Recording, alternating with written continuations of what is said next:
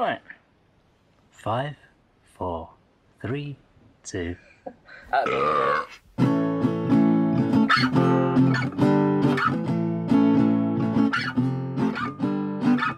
Welcome, ladies and gentlemen, to Full Starts, the immaculately hosted podcast about those movies that thought they would get sequels and failed. Joining me today is Dan on my left. Hi, man. Hello. And Lewis on my right.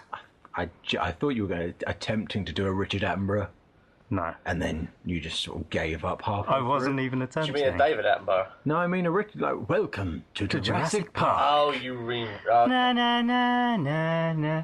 Open na, your na, nose, star. Na na na. No. Right, Just addendums. start the fucking podcast. Addendums. Addendums? I have a ish addendum. It's Tell more, me about your it's addendum. more news pertaining to Howard the Duck. Okay. Is that there's been some convention past couple of days. I can't remember the name of the convention. There's so many. But Leah Thompson attended Yeah. and said that she'd like to direct a Howard the Duck remake. So she's alive. She's definitely alive. Right, Yes. cool. Well- She's looking really good. We would know if she's dead. Let's be fair. Well, if she turned up dead, yeah, that would be quite some news. I mean, this has been picked up by the news sites, and I don't think it's real, because the quote is "Back to the Future 4," Thompson said. Of course, I mean, who would say no to such a thing? But I don't think that'll happen. But Howard the Duck, directed by me. Ugh. I mean, that just sounds like she's fucking around with the reporter. Maybe. Yeah, but I'm I mean, still- she is a director now, though. Fingers crossed, still. She did an episode of The Goldbergs and like a few of Switched by Birth. She's got a movie out this year called Year of Spectacular Men. She's getting pretty good reviews, so she's capable, she's competent. But it's not going to happen. So you're saying there's a chance? I'm saying no. Because It's I would not love going to that. happen. Ugh. Well, we know what script they'll choose because Twitter's come out in their droves. Oh, yeah. Yeah. Yeah. And I'm sad to say that the actual script they will choose for Howard the Duck 2 is Daniel's. Yay! Funnily enough, Howard the Duck Ball. Twitter picked a thing with Deadpool in. Yeah. I mean, Amazing, who saw that come in? You know it'd be good. You're a 'Cause, you know, there are comics currently where Howard the Duck is essentially Deadpool. But he's in a costume. I know that those comics are fine. I know that your pitch didn't deserve to win. Why? Well, the audience, Howard the Duck and have Deadpool just spoken. have a beer. they have spoken. That and was they it, wasn't liked it? You are pandering. That's not pandering. Thank you, audience. I will pay off anyone who voted for me. Wait until In my love. pitch at the end. Right. Oh, sorry. I'm trying not to die. So while you do that, Lewis, do you want to crack on with your news? I've got some news. Disney Yeah, what about them? have cancelled their upcoming animated feature film, Gigantic, after 4 years in development. Rings a bell. You got to give me a reason for why they've cancelled that. I mean, the reason Disney gave, the official reason was pretty much it just wasn't coming together as they wanted. That's shocking from Disney. All To things be fair, considered. I mean, they're in sort of the middle of their second. I say the middle. They're going on with their sort of second Disney Renaissance at the minute. They've had the Tangled and the Frozens and the Big Hero 6s, and they're all pretty decent films. Well, Anna. And I'm surprised that this movie didn't come together the way they planned, because there's some real talent behind it. It was going to be a musical. It was essentially Disney's take on Jack and the Beanstalk. Yeah. They had the songwriters from Frozen. They had the director from Tangled, and one of the writers of Inside Out were co-directing. Okay. I mean, it could have been something There was special. talent. There Well, was talent there. it feels like it would just blend in with those because they're quite similar, especially visually. They are, yes. Tangled and Frozen. Yes. Yeah, it's just, I reckon we're kind of stuck on a Disney thing at the moment. They make the big money though. Yeah. I mean, there's concept art out there, and the concept art is lovely. It's Disney Okay. concept art. But I mean, 4 years in development. I mean, this joins the ranks of something like Pixar's Newt, which was cancelled because of fucking Rango or something. Yeah. Also had a Newt in Tim Minchin's Larrikins at DreamWorks. It was a Tim Minchin musical that got cancelled over there, like really far into development. Really? These are all movies. I was pretty excited for them all. It's just annoying. That's kind of a shame that got canned. Because from what I understand, he's pretty good he's a good musical writer. Yeah. Oh, I well, think he was really good on Matilda, I understand. Matilda's fantastic. Oh, I I've mentioned, not seen yeah. it. I've Yeah, not seen mentioned. I've not seen Groundhog Day yet, but when it comes back to London, I'm going definitely. So sorry, I meant to mention. I didn't mean. I know who you meant. Has anything been announced in its stead, or is it just we're dropping this? We don't know. what No, else no, is nothing to take its place. Just we're dropping this. It's not coming along. I mean, I'm assuming they'll probably rework it and bring it back at a later point. Like Frozen took, 13 years, but it'd been, Walt Disney wanted to do a fucking Snow Queen film. Well, there is going to be a Frozen 2. Well, yeah, he so when's wanted that forever, didn't he? Yeah, so I wouldn't be surprised if we see it rear its gigantic head again. Probably. They'll probably step away, or they'll just rework it Yeah, into what they want it to be. it's just a bit annoying and sad for the people who, have We're involved. for the parents out there who have to suffer day after day watching shit children's films. Don't know what you're talking about. At least From a bloke who took his kid to watch the Emoji Movie. No, he didn't take his child to. Wait, did I? Yes, yeah, I you did. You did. Yeah, I did. Yeah, you did. All right. Yeah. Yeah. So you have Yeah. some making up to do. Oh, there guys. for your child. Wait until I tell you what film I picked next month. But break the circle, Lewis. No. Break the circle, Lewis. Now's your chance. Break the circle. We'll find out. It's at the end. time. Stick around, listeners. Dan, your news, please. My news. I wanted to talk about the Constantine animated series. Well, of course you do. It's coming because they stupidly cancelled the new Constantine series, which was pretty damn great. If you've not seen it, I'd recommend it. Didn't have many Correct. viewers though. I don't know if it was a stupid decision. Well, I think it's a stupid decision because they could have given it time to grow, really, and they didn't. And it was like 2 seasons, right? That's it. Fuck off. See you later. So this is Keanu Reeves' Constantine. No, this is the name of the actor slips me. Hold on. Matt Reeves, I think, possibly. Matt Ryan. Matt Ryan. Matt Ryan, who Meg Ryan. Meg Turney. Keanu Reeves, Matt Ryan, Meg Ryan. Yes. There we go. 6 degrees of Kevin Bacon. Yep. Yeah, he will be actually voicing the character, the animated one. They've been pretty light on details at the moment. The speculation coming out in 2018 to probably roughly 20-minute episodes, 10 to 20 minutes. It's, like I said, it's really... I heard close to 5 to 10 per episode. Yeah, it's probably going to be close to that. I mean, sort of 10 episodes. It's floating around at the moment. But, I mean, I would like to see more Constantine, because he doesn't get enough love, really, from You the can DC see universe. him in Legends of Tomorrow, whatever that DC show is. Yeah, Oh, like right. 1 episode. 2, I think. Oh, he gets 2. You get the double bill. Double bill. I mean, yeah, fine. Cool. I mean, I'm down for it. I mean, you don't really... I'm not a huge fan of the Warner Brothers DC animation art style, as it stands right now. It's very line and paint bucket. Who are they... Who do you know who they're using? Because some of the I'm assuming just the guys they use for all their animated feature films at the minute. Tim Bruce's company. Probably. Well, Those are the guys that do it, probably. possibly not. Like Tim Bruce, obviously, guy did the original animated Batman series that we know and love. I don't know if they still use him. Like one DC thing I watched recently, they were using his style, and it definitely felt like there was a dip in quality, like it was rushed out. Yeah. Because when you look at it, when time's put into his work, it looks fantastic. I think they do rush them out, though. They release three or so of them a year, I think. I mean, it seems like a DC thing to do. Yeah. It's not... They don't look like Mask of the Phantasm. Let's put it that way. No, they don't look like Master of the Phantasm. But I'm happy to But it could see be good.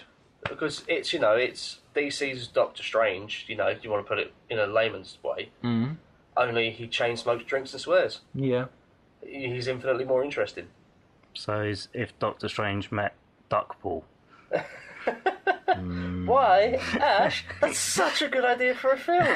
Why don't they do that? Marvel could do that, couldn't they? Shut up. Right. Okay, so before I get stabbed, Ash, what's your news? Oh, thanks for asking. A good hosting. Cheers. What I want to say Infinitely better than last time you hosted, isn't it? I obviously is something Wet going fish. on. Wet fish. No, that was his fault. Yeah. I was bang on the money with that one. Sure. It's cool.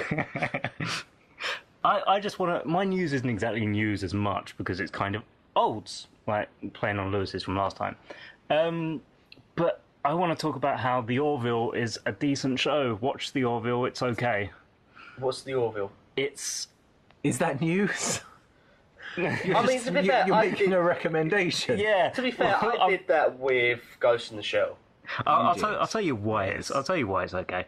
And it's come out the same. It's a Star Trek series. It's not a Star Trek comedy. Don't go into it thinking it's that. Right. It's fronted by what's his name? Seth MacFarlane. Seth MacFarlane. Okay. Again, don't read into that. I'm not the biggest fan of his. So that's not a stamp of quality for me. It's not. But at least watch the first episode, and I think you'll be surprised. So far, I think 5 episodes have been out. The first 4 were good. The last one was shit. So yeah, watch it. Well, the last I one's mean, shit. this is a fucking glowing recommendation, isn't it? Yeah. No, but the fact that Seth the first 4, MacFarlane's in it. We don't really like him, but whatever. It The first introduces episode's you. a bit shit. it introduces you to some funky new alien races. Right. Does it a bit. So I'm going back on. Yeah, it does it in a bad way, but it does it a bit clunkily. Like, hey, you are a this. You are known for this. You're selling me. Yeah, I know. You're selling Well, me. It's good. It's all right. It's No, not. compared to It doesn't the deserve. other- Good. It's right.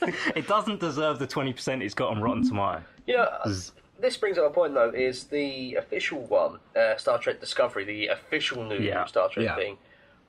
It's been getting good reviews from what I can see. You know, like you look on like Rotten Tomatoes, Metacritic. Yes. You know the whatever arbitrary scores for it, but a lot of fans I've spoken to and talked to have gone, no, this is kind of shit. Actually, This isn't Star Trek. It's Yeah. not a Star Trek. It's It's just J.J. Abrams. Abrams' Star Trek, Abrams the Star Trek. series. Yeah. yeah, Trekkies don't like it, and when you do compare it to the Orville more has the kind of episode structure as the old Star Treks do, Okay.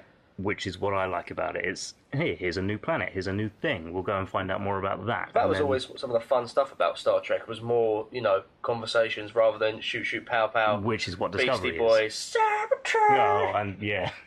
But Seth MacFarlane is the lead.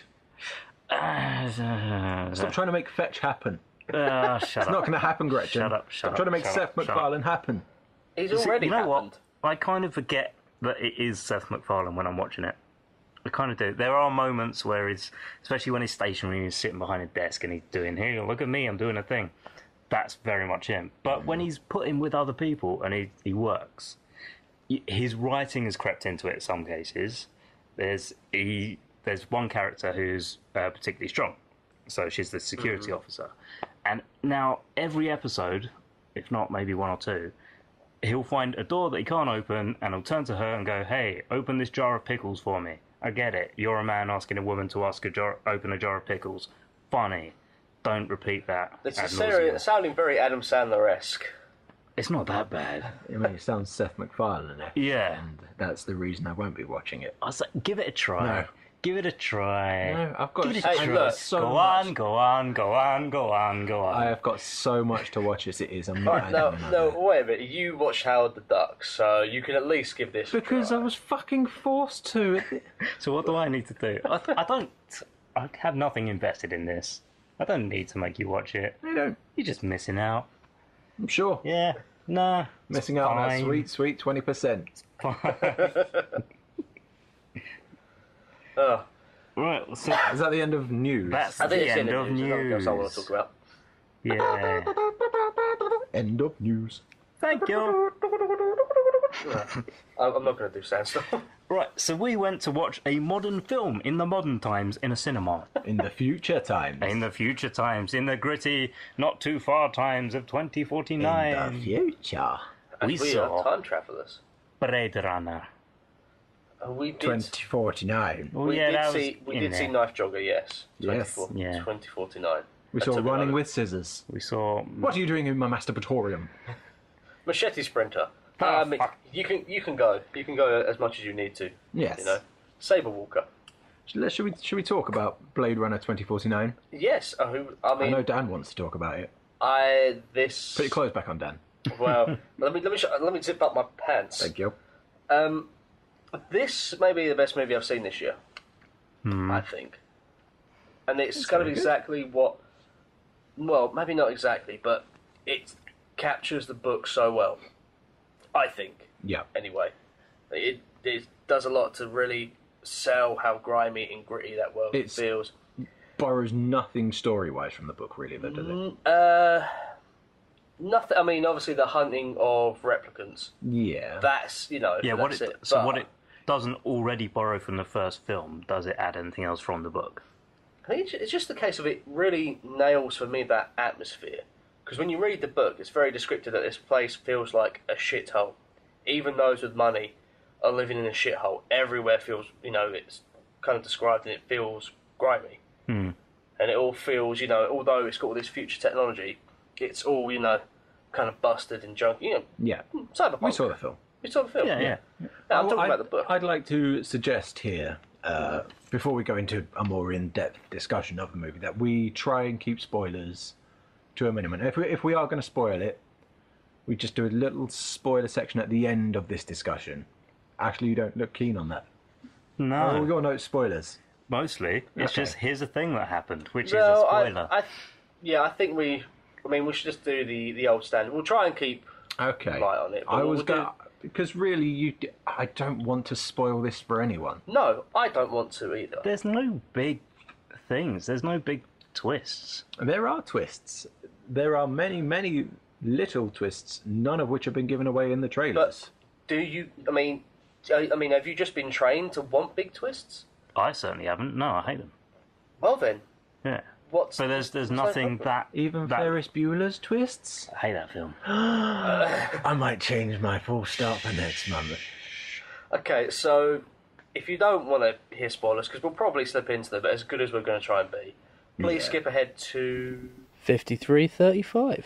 29:41. Right, Are Gosbot. you mocking me? Oh, mate. You can't spoil that right up top. No, that's immediately told to you out the gate. I'm going to say this First now. 5 minutes, yes. I'm going to say this now before I go any further. I have a big soft spot for sci-fi, science fiction and science fantasy. Yeah, I know. Could you tell from the alien tattoos on my Our arm? listeners definitely can't know. Can they not, Scooby? So yeah, I will feel biased towards a sci-fi, which is unfair, but it's the truth. You mean and I'll you're a admit it. straight white male with a podcast who likes science fiction? Get the fuck out. Jesus. Who would have thunk it? It's so niche. Oi. Right off the bat, Right. I have a problem with the film. Okay, Is it lack of Batista? No. like a Batista is a It's- problem. It's set in the future. Yeah. I don't remember seeing a hoodie in the film yet. It's raining all the fucking time. No, I saw a hoodie. You saw a Yeah, hoodie? they've got saw a the few. plasticky ones. Okay. I don't Well, even that's remember my when problem alleviated then. When All the Gosling- prostitutes are wearing hoods. No, they're not. when Goslington is actually standing at that table having filled. Shit. Oh. What was he having? How much am I drunk? Having Yeah, feel. very nice. Not that much. Ryan Gosling, in case you don't know, in this film is a goat. Apparently, yeah. Loves a field. Yeah, there's a girl literally in front of him, and she stands out quite a lot, which is obviously quite an intentional shot. Mm-hmm. But she's got a hood on. Every shot in this film is an intentional shot. Roger Deakins' cinematography is fucking gorgeous. Very Yes, they're on point. The cinematography, loved it. Like, it's 13 Oscar nominations I think that man has, and he's not won an Oscar. That's a crying shame. He needs he has recognition. He has but- I don't think he's bothered. No, I mean, if he was bothered, he would have knocked out some piece of trash. Well, Guns and explosions and tits. sure, those are what win the Oscars. Yeah, of course. They're more sad stories. So in case you didn't hear Ashley's massive spoiler, Ryan Gosling is a replicant in this Gosbot. movie. You call him Gosbot. Are the replicants actually bots? They're androids, so Okay. they are. Well, But we see here's the thing, bones it's- of one, and they're human It's bones. not replicants. What you think? It's not robot. It's the fact that they're artificially made humans. Yeah. Are That's the best way to put it. Westworld robots? There's literally no metal in them. They are just created. The original Westworld robots are. The original ones are, and not the reboot ones, were they? Well, I haven't the seen the robotic reboot ones ones. in the reboot, like the tertiary characters But are. if you are want still. to, if you want to get all linguistic on this, Go on. robot comes from the Slavic word, robot something, robotny, Oh, this- robotny, which means slave. Yeah, And it says at the very beginning they are created as a slave task force. yeah. So robots. Rest my Slavic case. Okay. Well, I mean, no. They start off because they don't call them robots call them replicants, as in they are replicants of humans. Yeah. That's the point. They are literally. It's like Dolly the So sheep. you can call your robot Bender. It's still a robot. It's like Dolly the sheep. Is a clone. Yeah, not a it's a robot. clone. It's kind of what replicants are.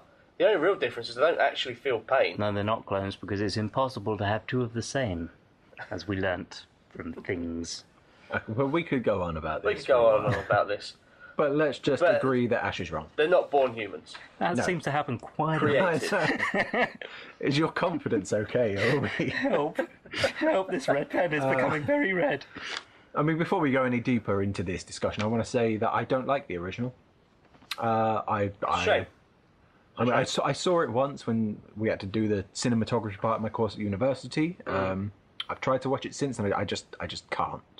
But I mean, did you watch the theatrical release with the shitty voice? No. I watched the one I saw at the university would have been the director's cut, and I've tried to watch the final cut since then, and I can't. I mean, I can Okay. appreciate it. I can appreciate it from an artistic standpoint, and I respect the influence that it has.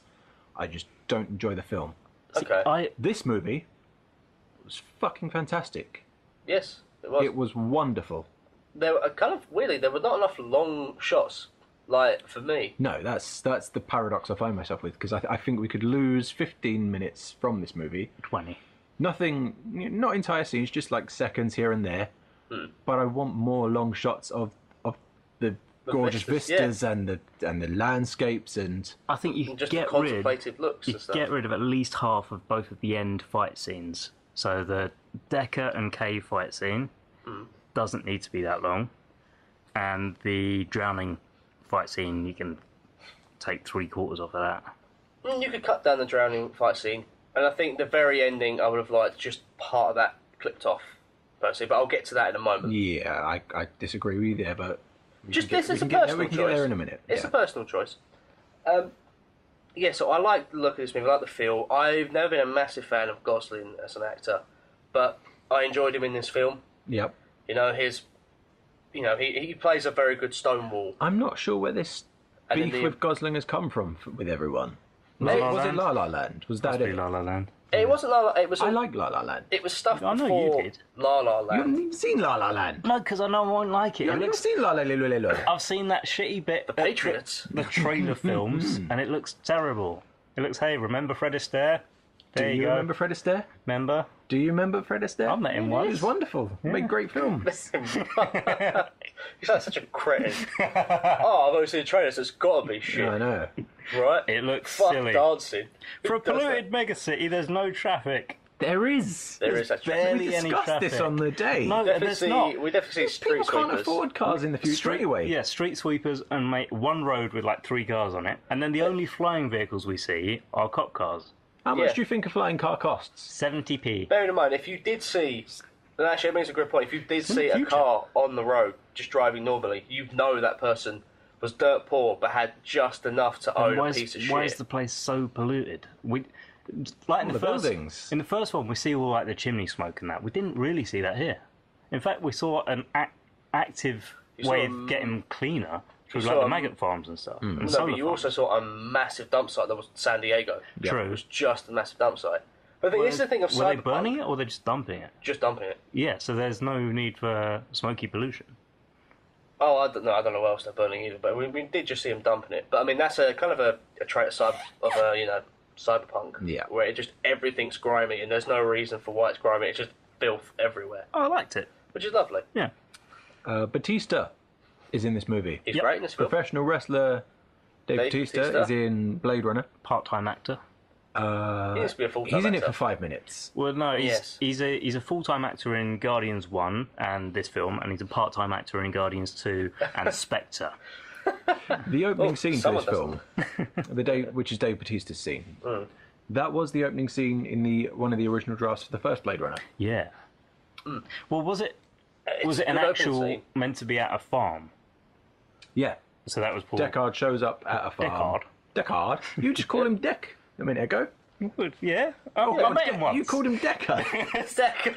I missed that. You called him Deck. Did I? I met him once. It's cool. Ah, Christ. I want to say, if you're going to see this movie, If you're one of the 12 people who's going to see this movie because it's failing at the box office, you don't really need to know much about the original. I mean, it helps you if you have a passing knowledge. Yeah. If you know who Deckard and Rachel are, if you have a sort of idea of what a replicant is actually, Robot. that's all you pretty much need to know going into this film. Yeah, there's a lot of subtle stuff for the people who are Yes. Blade Runner fans and stuff like that. Yeah, But but even- you can go in blind and you'd still get a good experience out of this movie. Yeah, because even if you do know stuff, it doesn't matter because of the convenient blackout. Hooray! Everyone loves a convenient blackout. Tell us about the Black Ash. It's a hell of a bit contrived. I mean, when we first hear about it, is Gosbot is going to the records place to find records of all the robots. He's going to Virgin Megastores. Yeah, pretty much. Yep. Again, no, you have to stop saying robots. They're not robots. Right, sorry. I'm going to bring this up now. You have to stop. They're not robots. Sorry, all the Will Smith iRobots. They can give birth. They're clearly... Oh! Spoilers. Oh! Spoilers. They can give birth. They are well, that's biological. the They're main not point. robots. Yeah, they are biologically created. Robots can give birth. No, they Have can't. you seen Thunderbirds? Thunderbird 2 plops out Thunderbird 4, innit? Mate, should we stop him drinking? We just stop inviting them to the podcast. Oh, Jared Leto was meant to be David Bowie. Yes. I don't know if that would have been better. No, I Would have don't been like better. Bowie. I think it would have been better because Jared Leto in this film is just Jared Leto. I think he plays. I couldn't not see Jared Leto. Yeah, but Bowie would Yeah, have but just you played couldn't see Bowie. Harrison Ford either. Bowie only has one acting thing. and it's great. Yeah, but here's the thing: if Harrison Ford playing Deckard, it's just Harrison Ford. No, it isn't. Yeah, No, is. it isn't. it is. He's old It's man. definitely Harrison Old Ford in this man movie. Harrison Ford does not put in nearly a tenth of the effort Are he you used to. shitting me? I'm Harrison not. He put Ford more was effort- fantastic in this movie. He put more effort in this one than he did in Force Awakens. Yes, I will give you that. In the I think he last cares scene- more about this than he does about Star Wars. in the last scene that you don't really care Sorry, for, where dude, we you love you. see the emotion. Harrison Ford actually gives a performance in That's this true. movie. Okay, he gives a performance for 30 seconds. Despite the No, fact, motherfucker! despite the fact he didn't even want to see his kid, wasn't all that concerned. It was the plan. He did want to see his kid. No, he did want to see his kid. The whole point You have is fundamentally misunderstood this film. I think, did you watch a different movie? There's some twat sitting next to me. So it's the whole time. I'm trying to think, what else did I really like about this? I really like that Barkhad Abdi is in this movie. Yes. Yes. Dr. Badger. Mm. For those of you who don't know, that's the Captain Phillips. Captain Phillips, the pirate, the main pirate from Captain Phillips. I'm the captain now. I'm not going to attempt the Yes. accent. No, you don't attempt the accent. I am please the don't. captain now. Yes, Well, that one. That guy is like the new Daniel Day-Lewis. He doesn't show up a lot, but when he does, he's in an excellent movie With a new tash. with a new tash. With a terrifying sonar. I think he's done like 12 movies. I think he was in Al Pacino's best movie in the 2000s. I can't remember the name of it. He was also in Brothers Grimsby, but we don't need to talk about that. But he's in this movie, albeit briefly. Like Batista, he's in this film. Yeah, they spend a lot of time focusing on Gosling's character in his case, which I'm fine with. Yeah. Everyone, like everything else That's- that goes on is I mean, that is one of the twists in the movie, is it? It's sold as Ryan Gosling, as it's not Ryan Gosling's story though. no, it's nothing to do with It's him, still Deckard's story, really. Yeah, who doesn't show up until an hour and 40 into the movie. I know. I did call it like roughly the 2 hour mark. He pops up. I said an hour and 30. I think we were both spot on. I pretty said close. 45, 50. So Yeah. what do I know? You Yeah. fucking... Oh, the fight scenes, because this thing I want to bring up. The trailer makes it all look like it's all pow pow shooty guns, right? Yes. Nothing like that. I mean, there is some pow shooty guns, Yes, but it's... each fight it's brief, it's concise, it's I put 2 in your chest. Yeah, the you're not movie's gonna- 160 minutes long. Those pow shooty guns that are in the 2-minute trailer are all spread out across those. Yeah, which is nice. Like, I don't want to see a Blade Runner where I'm watching people run around with futuristic machine guns firing into Yeah. in a run and gun battle. Yeah. I want to see a concise fight. Limited use of taking shots, hand to hand, if possible. Just short, brief bursts. Yeah. Which is what the movie Yeah. does. Exactly what I want. So the majority of the film seems to suggest that the majority of the populace were now replicants. Does it? I think so, because it seems everyone is either like the prostitutes at the bar or Yeah. the brothel area. Yeah. Are they or aren't they? They are. They are. Well, here's the thing. Well, at least That's one of them is. That's the point. But here's the thing. Everyone else can seem to spot them. Because everyone knows that Gosbot is. They see him in the police station, they spit at him, he Yeah. comes home, they write skin job on his Yep. door. They all But know. he is a civil serviceman, essentially. He's part of the police force. Yeah, but you know. then not all police are replicants. In fact, Everyone will just go, oh, you heard about a new cop who's a replicant. So I'm not working with... Like, cops talk. yeah. But again, here's the point. You're not really supposed to know. Like, it's not really clear if someone's a replicant or not. Well, yeah, because the fact that You can only identify him by scanning their eyeball. yeah, when he Yeah. meets that, I say he meets the dog. When he sees Harrison's Ford dog, Yeah. and he's like, "Is that real? Why don't you ask him? Why don't you tell us? Apparently, you can just spot him." Well, I'll tell you why, because he doesn't know. Yeah. Well, I think That's another whole point it in... depends how long you've been. If you've been with that dog for 30 years, you probably know. But, like, that's another point that comes Depends back what- from the original Depends movie what model and that the dog book. is. The whole point is, it's Oh. hard to tell. What did you think of the whole open-ended lifespan? It's a newer model. But Fine. why? That How was is the, how was is the that original, from? though, wasn't it? They created some with open-ended lifespans. That was the Nexus 8, I want to say. I can't remember. It was Nexus 8, yeah. Oh, I forgot that. I thought Nexus 6 was the latest one, and they all have 4 years. No, No. the Nexus 6 were, like, old, much older models. They only had a couple of years in them, yeah. Oh, okay. A bunch of them went running. Would you want to encourage open-ended life after the fact that you're trying to put down a bunch of them? Well, clearly no one's going to question him. And they're only hunting down the older models for crimes and being older models, basically. All right, fair. Movie still doesn't answer the Deckard question, Good. which I liked. It kind of does because he's an old man. But again, we've just Again, discussed the whole replicants can age. open-ended lifespan. Look at Batista's character. He's a Nexus Yes, 8. replicants do He wears age. glasses. There's grey in his hair. He clearly aged. You don't know Ridley you Scott, don't know what age however. they're made. No. Go on. Again, Ridley Scott, however, is still adamant that Deckard is a replicant. And he Well, says yes. that this movie couldn't work or couldn't exist if Deckard wasn't a replicant. I think him and Harrison got into a slanging match at a restaurant like during pre-production yeah. of this movie because and of I'm it. willing to bet the director of the original Blade Runner goes, no, he's human. You mean Ridley Scott? Ridley Scott. Shit. Oh, what's wrong with me today? Oh, terrible. Yeah, but again, that's the thing. I don't think- want to know. No, I And you don't wanna shouldn't know. It should be ambiguous. It should always be. I mean, it's a great thing that they just tell you straight out Gosling is a replicant, Yeah. and he just does what he's told. Yes. That's like, if they retreaded the steps of the first Blade Runner, this movie would have been a marketed step down from what it was. But it's better to show a struggle of a man who's been obedient, who is a replicant, who's just gone through life accepting what he is and what he's been told, Yeah.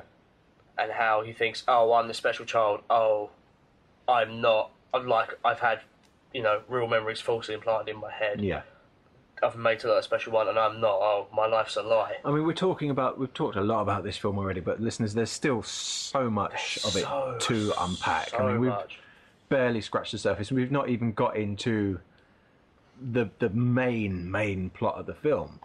So let's talk about the ending, actually. Ooh, fuck off. Before I'm going to ask the host for a minute. Okay, ask yourself. Right. Okay, Ash. Can we carry on with about the middle of the film? Oh. You sure, Ash, if you want to care about the Alright, film, cool. Ash? Actually, you know we've got a full start to record after this, right? Yep. Okay. We don't What? have another one to do after that, so we can go on for about 4 or 5 hours. It's fine. Sure. Can we talk about Joy? Yes. Joy? Oh, yeah, Yeah. we haven't even touched Joy. Yeah. I'd love to Well, touch Joy. you couldn't. I know you like her for the light thing, so talk about that. Well, Joy is a hologram. For all intents and purposes, yes. Yeah, she's Siri. She's an advanced version of Siri. Yeah. And I like the character. What I specifically really like about this character is the effect of her. She appears completely solid unless you shine a light through the back of her. Yeah, and you get that slight You can see the light through her, and it was Opacity? opacity. Yeah, and it was just lovely. There are so many little touches in this film that are lovely, like the Pan Am building. Yeah, I will talk about what I like about her. By the way, as a side note, We saw her naked. all the ridiculous advertising, Yeah. like massive Atari signs and stuff like that. Just like, almost, you might as well just write consume across it. Yeah. But it works so well for Cyberpunk, that sort of thing. Like, product placement works so well for a Cyberpunk film, because, like, this is just what corporations took over, clearly. So, it can always add to a film. But what did you want to talk about, Joy? Well, I'm just gonna. So I loved her addition in the film as well. I Yes. thought she was a really good side character to Gosbot. Just a couple of things that I think there's Not a bot. bit of inaccuracies. Number one, when we first see her, she lights a cigarette. How? She's a being of light. It'll be that machine up there. Yeah. That's just doing it for him. What shot a laser at? A little laser, yeah. Probably. Anyway, you've just answered your own Probably. question. All right, okay. I mean, don't get me wrong, that is a little... Yeah. It's stupid. I won't deny that. Could have been a little clearer. But also, It would have been a nicer touch if he had to light it. why is that the only Joy we see out in public? Because those, what's it called, a replicator? The Infinity thing, the Take Them Anywhere. The iPhone. You get a little map where it shows you there's, in Gosbot's area, Yeah, there's only, 6. like when he's. So- Oh, really? You see, 3 or 4 other ones on the thing when he breaks the transmitter. in this Right. one. Okay.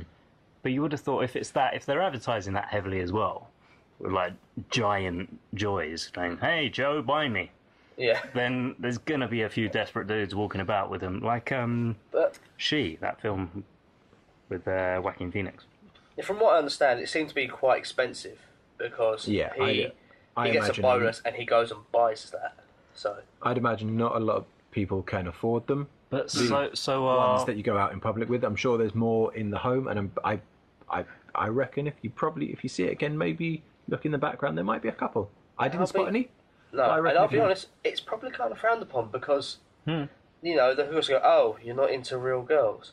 Like she thinks that's weird. Yeah. As she's a possible replicant prostitute. The thing I like about Joy, most of all that is, she's very desperate to be human, to actually Yes. physically touch, to feel, Yep. to sense, and it's just really wonderful. Like this hologram, it's built, it's ones and zeros, it's binary code, and it shows one of the great things about the Blade Runner and stuff like that is showing humanity from things that that's are not one human. one way to look at it. Another way could be that her purpose is to make Gosbot feel happy. Yes, yeah, you can even look at it that way as well. Right, and how could she do that further? By touching it. Yeah, by touching, it's- yeah. Yeah, you can see it all that way as well, which shows his whole relationship was a lie as well. Yeah. As well as his whole childhood, his life, and his whole mission and reason he went on. Which he seems to be okay with, which is fine, because he doesn't really get the whole maybe there should be more to this until the last 20 minutes. Yeah, and he just kind of goes, fuck that. He goes and saves the guy, and it's like, you never really get a clear answer. He meets the Resistance, and they go, you should kill Deckard. And he just goes, Yeah, Yeah. They were kind of annoying. Well, I feel like the movie sets itself up for a sequel that I don't think is going to come, hope and not. I don't think should come. But with the Resistance, yeah. well, I mean, we've got the Miracle Baby. Sorry, the plot revolves around a Miracle Baby born of Rachel from the first movie. Yeah. Let's just get that out of the way. That is the big main Baby conceit of Jesus, the if film. you want. Rachel and Deckard. Rachel and Deckard, yes. So we've got the Miracle Baby. We've got the two opposing factors with Jared Leto, he's still alive and around at the end of the movie, and Fraser, the leader of the Resistance. Oh, you know her name. By the way, I like that Leto didn't die. He's still around. Yeah, Yep. That problem doesn't a get solved. whole bunch of replicants that can disobey and are ready to rebel. Sequel won't happen though, and I'm glad. I don't think It's probably just as well. I think if that is where they were planning on going with the third one, I think that would be a diminished return. Yeah, it would have fact that become this War for the movie Planet is- of the Replicants. Yeah, the fact that this movie isn't doing so well at the box office, it's doing all right, but it's not what they projected. I think that bodes well. We're just going to leave it at 2049, which I think is a better film than the original. I put it up there with Terminator 2 and... Oh, really? Okay. Yeah, in regards to sequel. regards to sequels being better than the original. Terminator 2, Godfather 2, Some Circles, Aliens. So I want it's to up there bring with those. something up about that actually. I saw it on IndieWire. Right. The guy who wrote the article was Michael Nordine. It's worth a little read if you're interested. I'll just give you the head title because it's pretty interesting. Where he goes, Blade Runner 2049 was never going to be a blockbuster, but it can become something cooler, a cult classic. Yes. And That's I what it will agree be. with that. Which and I hope it was is. what Blade Runner 1 was. So. Yeah, Yeah. the first Blade Runner was a dismal failure at Yeah. the box office. I only found life later on. Right, so Jared Leto, Yeah. his plan doesn't really make sense. Because he wants replicant procreation. Yeah, because he can't do it. Yeah. Which, is that really a sensible business model? Because does it really take more than 9 months to create a single replicant? So you now want others to have... Who knows, but... He's created a supply. He's the only one in the market. Yeah, but he wouldn't be then, because if you give people a means to create their own replicants, give them 2 replicants, they can create another replicant. He wouldn't let them out of the building. I don't know if it's. You think he just creates birthing thing, ones? because he keeps referring to the replicants as Angels. angels. Maybe it's just a god complex. Let's look at the two ways these two, the resistance, as it were, who I kind of don't like. And Well, they didn't get any business. screen time, so there's Not really. there's There's no not point enough to to them. develop them, which is kind of annoying. But then you'd lose shots of gorgeous vistas, and I'd rather not. Let's look at a comparison to how these two view replicants' creations. Like for Leto, it's business, and yeah, there would just be birthing chambers if he got hold of that ability to make them procreate. That's all he'd do. Be like, right, well, I want to just keep farming these out via birth because then I can guarantee I've got a steady production line, which is horrifying. But it means he can meet demand by just keep birthing them and keep birthing them. Whereas the Resistance want it as a look, we're free, we're independent, we have a right to live Also, because we can create life. He's the monopoly. He doesn't really want to meet demand. He wants to keep them scarce. So do they, Like- in reality, want the same thing? Is Jared Leto, is it a god complex thing where he just wants a world of replicants as his angels, his creations, who see him as the father? And the Resistance want the same thing. They want to rebel, be their own people Against their daddy. against, Perhaps, yeah. But we don't know. We will never know. It's just a thingy for discussion. Yeah, and we're three white guys talking about sci-fi discussions in depth and stuff like that, as if you won't hear that anywhere else. And as much as I love this movie, and I do love this movie, it's not going to be discussed for the next 30 years. It will not be. People won't be studying it No. in schools. It'll be forgotten about next year. That's just the world we live in. And The visuals aren't as inventive as the first movie. There won't be 8 different versions of it on home video. No, It just won't have the same influence in this day and age. But that's fine. I think because it's great. give anyway. it 10 years and people will really appreciate this movie and they'll enjoy I think it. the people who see it now appreciate it now. It's just that we live in such a world where we will forget about it next year.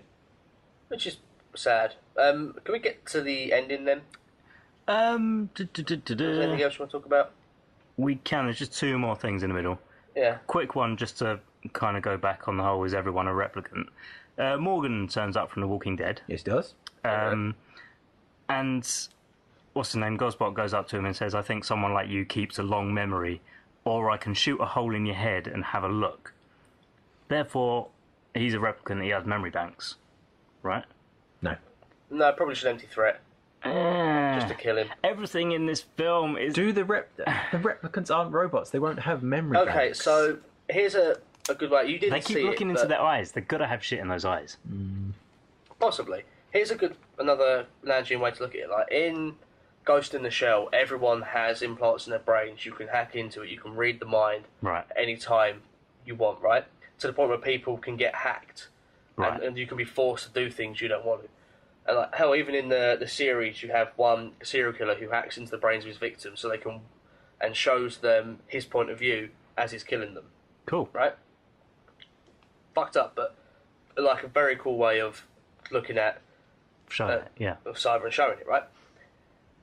In this, there's no indication, like in that in Ghost in the Shell, there's always indications of being plugged into the head and diving in and looking through the internet and looking at other stuff virtually in a cyberspace. You get none of that here.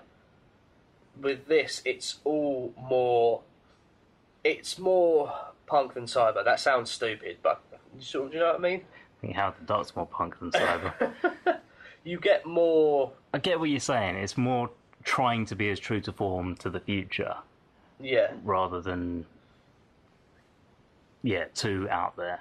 It's Yeah. the future of the Blade Runner universe. Yes. So everything whirs, everything clicks, everything has mechanical sounds, which is lovely. So Gozbot's a racist? Okay. Everyone's a racist. Every month. Every month. Everyone's a racist in this film. Race. If replicants are a race, everyone's What racist. is it with you? Every month. He is. I just call it as I see it. He goes into this. He goes Got into it every time. right. He finds the girl. Right, the girl that everyone's been looking for. Yeah. But the Stelline. first, what's her name? Stelline. Stelline. Thank you. So Bubble child. He goes there and he doesn't realise initially who she is, but he sees her. He sees, oh, you're a well-spoken, English-speaking white woman, and immediately says, why aren't you off-world? Is that the reason why you're not off-world? Because you're ill. So is therefore all posh white people have to be off-world and everyone else is in the scummy town? Wouldn't you be off well? I mean, Did you see the fucking place they live I mean, in? I'll be honest with you. There was no pretty much. indication. Yeah, there was no indication Pretty of who much. she was, other than he'd only seen how she looks and how she sounded. He And knows that immediately she went, is. You should be off-world. He You're knows too that good for this. she is Wallace's top memory creator. Yeah, no, it's here's the thing. It like literally, it's off-world is where like Elysium. I think it's Elysium. What the fuck it was called? I can't remember. The Matt Damon film. The Matt Damon film. Yeah, so it rips off this concept of literally the rich people have fucked off the planet because the planet's fucked, Right. and everyone else is left like scrabbling for scraps in the ground. Yeah, so he sees a nice white girl and immediately thinks, you shouldn't be here. Right, racist? Good. I think Stelline is this movie's unicorn, though. Yes. Does she or does she not have... This is big spoilers, so if you don't want to know big spoilers, just come back in 2.5 minutes. Roughly. Does she or does she not have a genetic disorder? Because we see her in an orphanage at the start, Yeah, we never. but DNA can change, DNA can degrade. She could have a genetic disorder. Yeah, so we were speaking about this after the film. And my point was that I think that's all contrived bullshit, or fabricated bullshit, so that they can just keep her there, locked away, yeah, out of it's, sight, until they need her. It's not about there, but then again, you've never had a human replicant hybrid, so Oh, because it would be more than human. No, it wouldn't. No, it no, wouldn't. it could be just some weird actual defects. Yeah. Again, and they don't tell you, so good.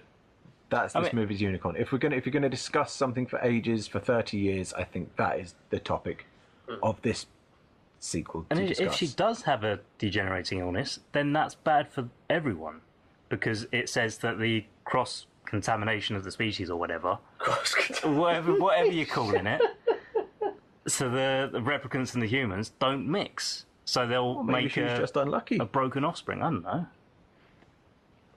Maybe she's lucky. So I it's don't been answer. about I don't 2.5 know. minutes. People come back now, guys. We could talk about this fucking film forever. Okay.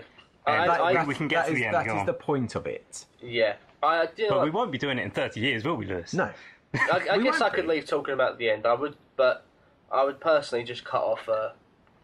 I know you would, but I don't think because Okay, it's fuck it, I'm- that See, I'm ending gonna is, talk about has it. some of Harrison Ford I'm best acting in gonna years. spoil this, so you are probably just gonna want to skip this entire bit. If It's you're a very, looking for very spoilers. bittersweet. No, you're not. Right. Listen to us. Three The- white men. Talk to us.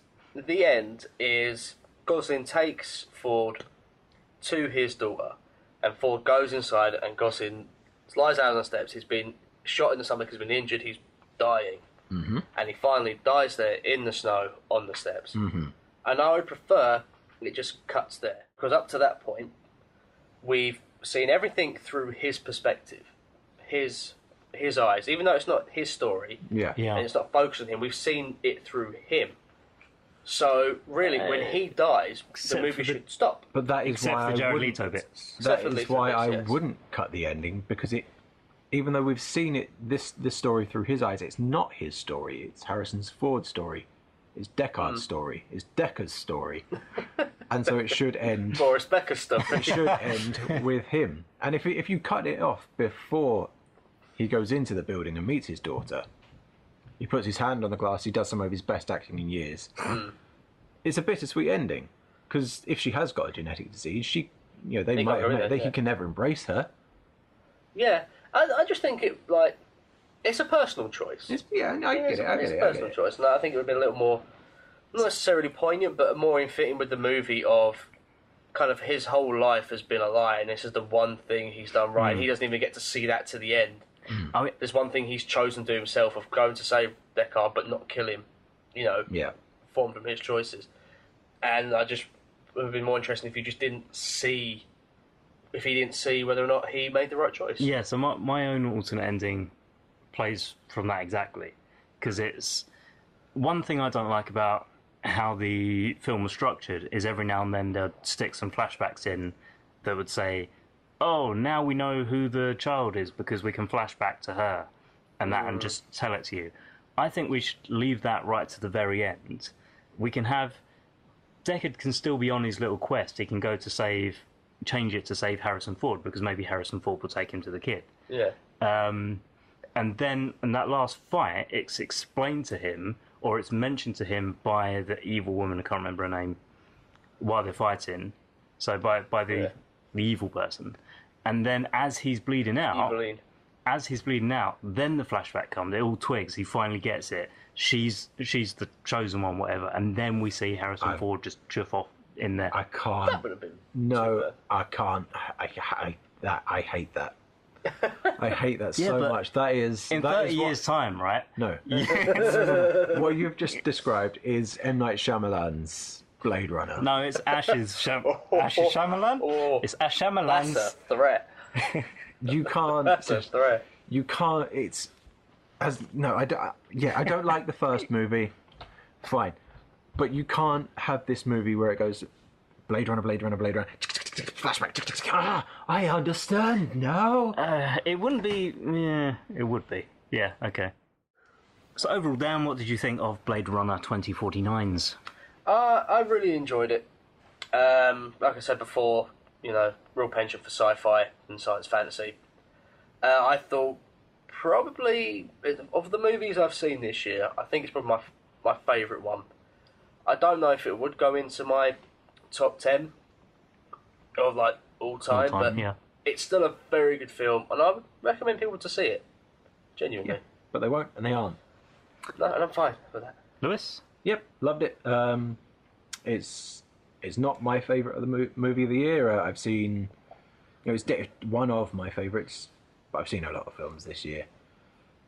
I think I've said all I need to say about it in the past hour or so. We've spoken about this decent film. Decent film? Yeah. No, yeah, I'd see it as... when I saw it in the cinema, I thought it was decidedly average, but thinking back to it, it has certainly grown on me. Yeah. So, yeah. Do I think it might be the best film I've seen this year? But then again, I haven't seen a lot of quality this year so far. Could have had a chance to see Dunkirk. Could have done. Should have seen Dunkirk. Probably should have. Good. Yeah. Should have, could have, would have. Yeah. Well, all right. Never mind. We're going to go pour ourselves another drink, and Lewis can go pee-pee. And in the interim, I want you to listen to this promo by Video Negative Podcast. Stick them in your ears. Warning, the following promo contains strong language and 90s movies some may find offensive. Listener discretion is advised. Do you remember the films of the 90s? The cinematic classics that changed movie history forever. The films that created treasured memories to last a lifetime. Who in the right mind is this fucking film aimed at? The Video Negative Podcast remembers things differently. Fucking diet, my god. Absolute idiot. They couldn't even get the fucking colours right. Fucking atrocious. We're a film review podcast that looks at the worst cinematic atrocities of the 90s. Just end it. It's just woeful. There's no clear... This doesn't even have the pretense of wanting to be a good movie. From the biggest blockbusters to the smallest indie flicks, it's all shit and it's all game. This isn't preteen crap. Criminally poor. Fucking awful. Film is a Panic at the Disco music video on loop. Video Negative Podcast, the film review show that criticises the chronic, disses the dismal, and puts the pathetic out to pasture. I am not wasting any more of my oxygen on this film. Check us out on SoundCloud, Stitcher Radio, and iTunes, and hit us up on Twitter at Video Negative. Hello, everyone. Welcome back. Did you enjoy the promo? No. Did you? I'm a replicant. I'm glitching out. No. Because that's what robots do, isn't it? Bad robot. Where have I heard that before? It's the name of a production company. Abrams one. Abrams one, that's right. Okay. Come on, Ashley, host it. Right, we watched a film. Oh no, wait, shit, We've wait. got a sponsor, we surely. do. We got a sponsor. We got a sponsor, and I'm trying to remember what it was. Yeah. I remember who Do they you were. remember? Please tell me. Do you remember? We're sponsored by MyUndies. That's right. We're sponsored by MyUndies. Tell us about MyUndies, Ash. I will. MyUndies are something you can wear on your genitals, and we're looking at them What now. colour are they? Lewis, please tell me about your undies. Were they green, got a crown on? That's nice. Got a crap. Dan, what are you wearing today? My wife got them from me I'm at a wearing boat party. a blue and white patterned. I'd say it's Number. more grey and white. In my opinion, the Jedi are evil. What about your undies, Ash? I'm wearing red ones from Next. And Oh, more good. pink to me. These They're red. Podcast sponsored by MyUndies. You can't have them. You can have mine if you want. They're a bit tight, to be honest. I put a bit of weight on since I've got them. Does this really have to be a running joke? Like, do I have to deal with this every month? If you're not going to think up if you're not going to find us a real fucking sponsor, Like, we all host this motherfucker. Oh, we found a sponsor. today. MyUndies. Yeah. You could try, mate. Sniff them now. Right. I cut you out, but then you just integrate it further on. I can't. Yeah. Yeah. Like, it fucks me over. Oh, fuck it, carry on. We MyUndies watched a MyUndies film about. Right, We our watched full starts. I am MyUndies. Our full starts for today. Will Smith, I Am Legend. I am legend. I is Legends. Fuck you. Did you enjoy it, Dan? No, I didn't fucking enjoy it. What was your favourite bit, Dan? Fucking. Did you genuinely not Do you enjoy know what? the movie? Do you know what? Let's go with what my How much normal did you joke hate the is. movie? I enjoyed the credits the most. Ha, hardy fucking. Okay, so in all seriousness, I have softened to this film. It's still shit.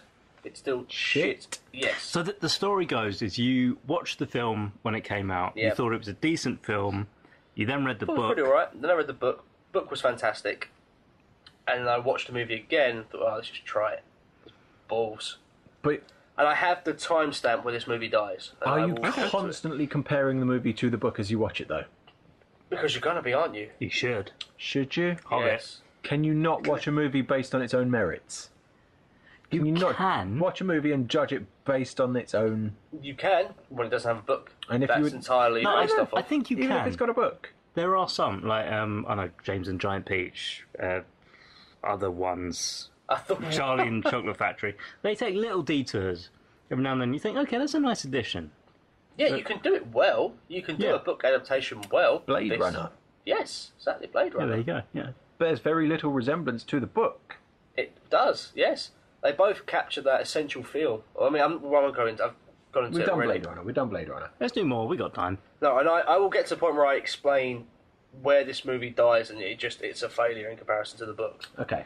Right, have Okay. you done timestamps, Lewis, as per usual? Well, I've got a couple of timestamps. I mean, right off top, I've written, oh shit, there's Emma Thompson. Emma Thompson's in this movie. Everybody forgot that Emma Thompson was in this film. I didn't. I got one before Emma Thompson, Okay. though. Go on then. So they're talking sports news at the sports desk, Yeah. and they then say, here's Karen at the health desk. Do newsrooms have health desks? In America, I they guess might. I guess they do when they invent the cure for cancer. But I can beat all of you because I have a note before that, Go on in. which is I really don't care about this film. That's before I press That- play. I mean, that's written, before you watched it again. That's the first one.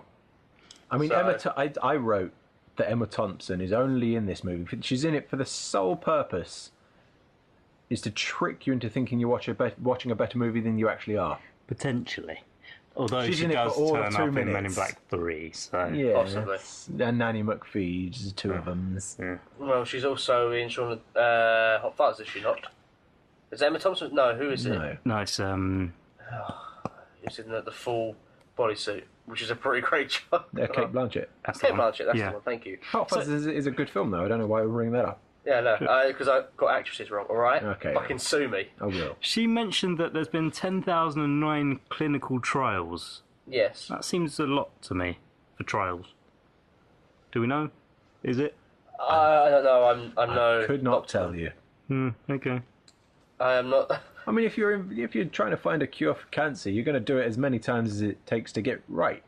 10,009 were cured, and they immediately went, yeah, we won't check if they become zombies. Which you should do, I think. Well, it's never stated what they are. It's hinted they're vampires. This movie has like the subtlest bollocks when it comes to they're vampires because they don't like the sun And they smell your blood. and they smell your Yeah, blood. true. So Zambos is, I would say, incorrect. But I mean, in the book, they're out and out vampires. Say the Z word. They don't properly. They are. They have no reflection. Don't like garlic. Stake through the heart. No, No, not no, in the no, film, no, not in the film. no. I will go into the book. He stakes him through the heart because fuck it, that'll kill him. Yeah. The garlic, I think that does actually work because of so I can't remember exactly what it was. As for the whole crosses thing, it's actually like he tests it. He captures one, puts a cross to it. The thing doesn't react. It laughs. He puts the Jewish Star of David symbol to it, and it freaks out. It's literally based on whatever memories those ones hold. Jewish Okay. vampires. They're Okay. Jew Well, pyres. no, it's an anti-Semitic vampire. Like the whole point is literally it. Like just whatever religious symbol that person happens to be a religion of. That's what freaks them out. Oh, I rather want than to it's, suck your blood as long as it's pure. oh Jesus! I'm leaving that one in. We're getting there. It's Getting there. Hitler as a vampire. Shit. Right, is there no dog food in the apocalypse? No, I've got something before that. Don't Go need on. an explanation for the virus. Don't I need it. think it's nice. It wasn't a huge... It wasn't Was- yeah. There's no reason not to again- have an explanation for the again, virus. I You want can't- this it's to a be the movie. You book. kind of do. You do want this to be the book. I mean, the I first feel that we could just. the first 4 or 5 notes are literally why is this not the book? That's why I assumed all your notes would be, and I think we could No, probably just I like I to get suffer. more and more rage-induced as you go down. eject you from the rest of this podcast because that's all your critique's going to be. Kind of, yeah. And you got to fucking listen to it. Like I said, I do soften. Lewis, I'll- why did we'll you get choose there. this film? Excuse me. I do like abandoned New York City. I will I'm say this. but I'm a sucker for that. Like 28 Days Later as well. I found things I liked, and I said I liked the desolate vistas. Yep, They But were fun. that was done in homage to 28 Days Later. I'm sure it was. Yeah. yeah. Yeah, probably. I just love it about an abandoned city. Atlanta. Cost the them first $5 million few- to do it. No, it must have cost them more than $5 million. No, $5 million to shut it off for a bit. They shut down. They shut down a bridge for blocks, didn't 5 nights. It must have cost them more than $5 million. Maybe $5 million for one particular scene in one particular. I part think of the you mean movie, like but- I think the block it would have cost them because they did shut a block down to Yeah. a couple blocks down Yeah. to get it going. So I can imagine evenings you know, and weekends. Shut tax it down. deductible $5 million. So get that done. I mean, 10 minutes in, I write. It's all pretty well realised. I think. I like the piles of food stacked against every wall. The Oh yeah, I call him Stockpile Thomas. yeah, the cars just That's a lining the reference to roads. Demon Souls fans. Yeah, Oy. the time-coded DVDs where he's gone and sort of raided the local news station. Yeah. The gas price in the background, like $7. Like, yeah, it's pretty well realised. It's Yeah. not. It's not. Look at this. Yeah, see this. Oh yeah, no, there's a It's all lovely in the background. lovely use of Rybase Terran has said a nice use of showing and not telling, Yeah. which I was fine with. Like I said, I found good points rewatching this. One thing that did really bug me, he's a soldier and a scientist. He is the Ubermensch. You can be a soldier and a scientist, I'm sure. Oh really? You could be a, what was he? Was he a corporal? No, it's Colonel. He was a colonel.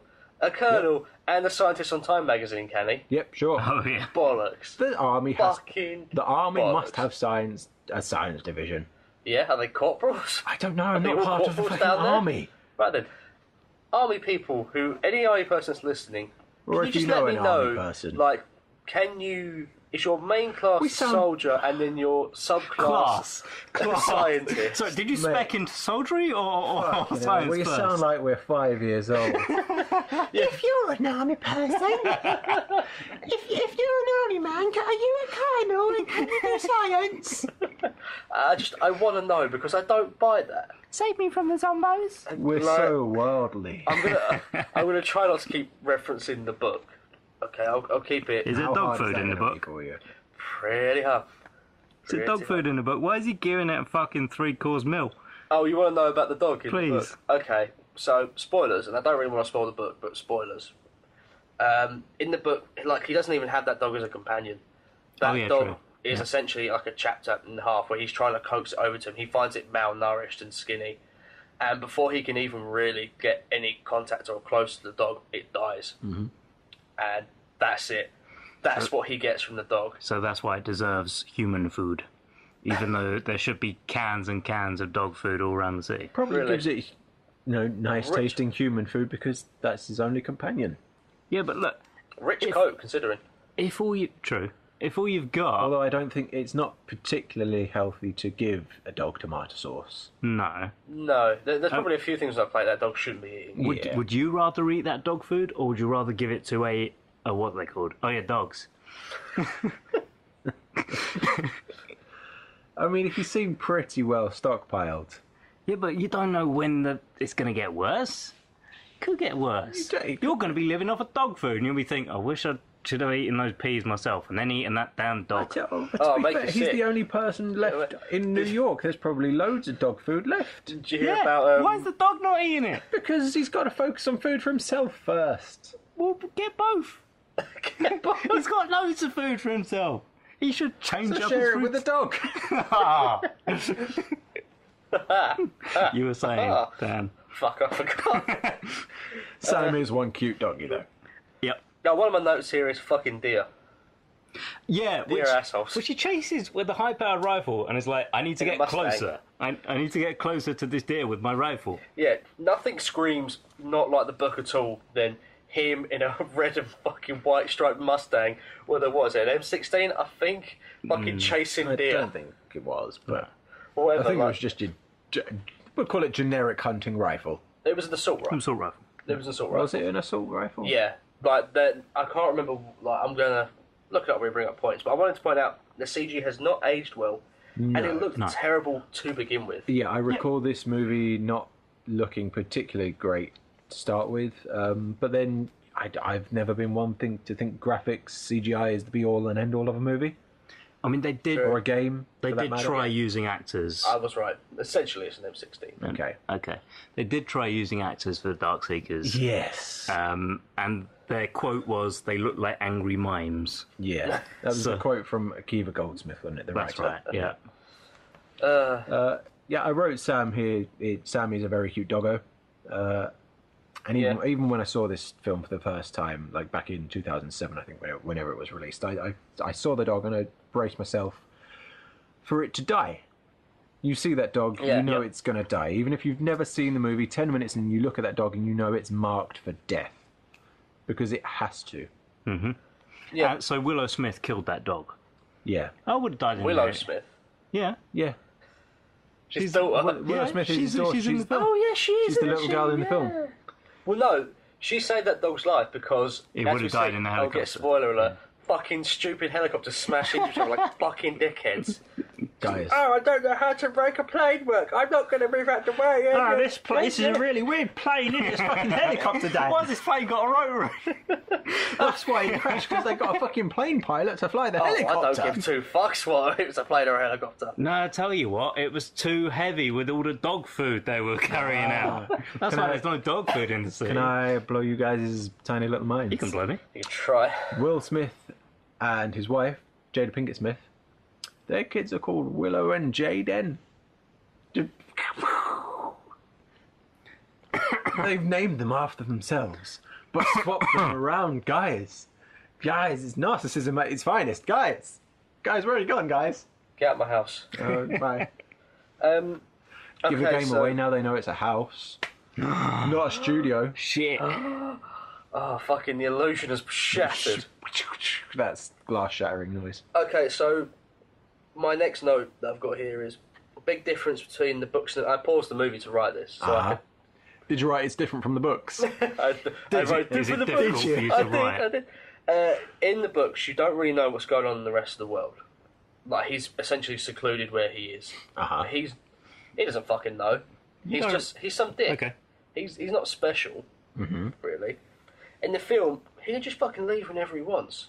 There's no suspense. But it's Ground Zero. That's his site. So fucking what? He's got a The cure. cure doesn't he needs come. to cure it. The cure isn't any stronger at Ground Zero. Well, I don't know. I'm not a scientist. That's his city, though. It's his ground. It's his zero. His Independence Day. Yeah. Like, just fucking. There's no suspense in like whether or not he's alone because it like, you know that there's probably people outside the city. Like, I don't for 1 second watching this movie believe he's the last man on Earth. No, because he thinks he is, because he thinks that all the Red Cross stuff that was set up has all gone to shit. Yeah, he thinks. Yeah, so he believes that, therefore is like, right, I've got to stay here where I am because I know there's nests of them about, so I can try and save them. You just know it's not true.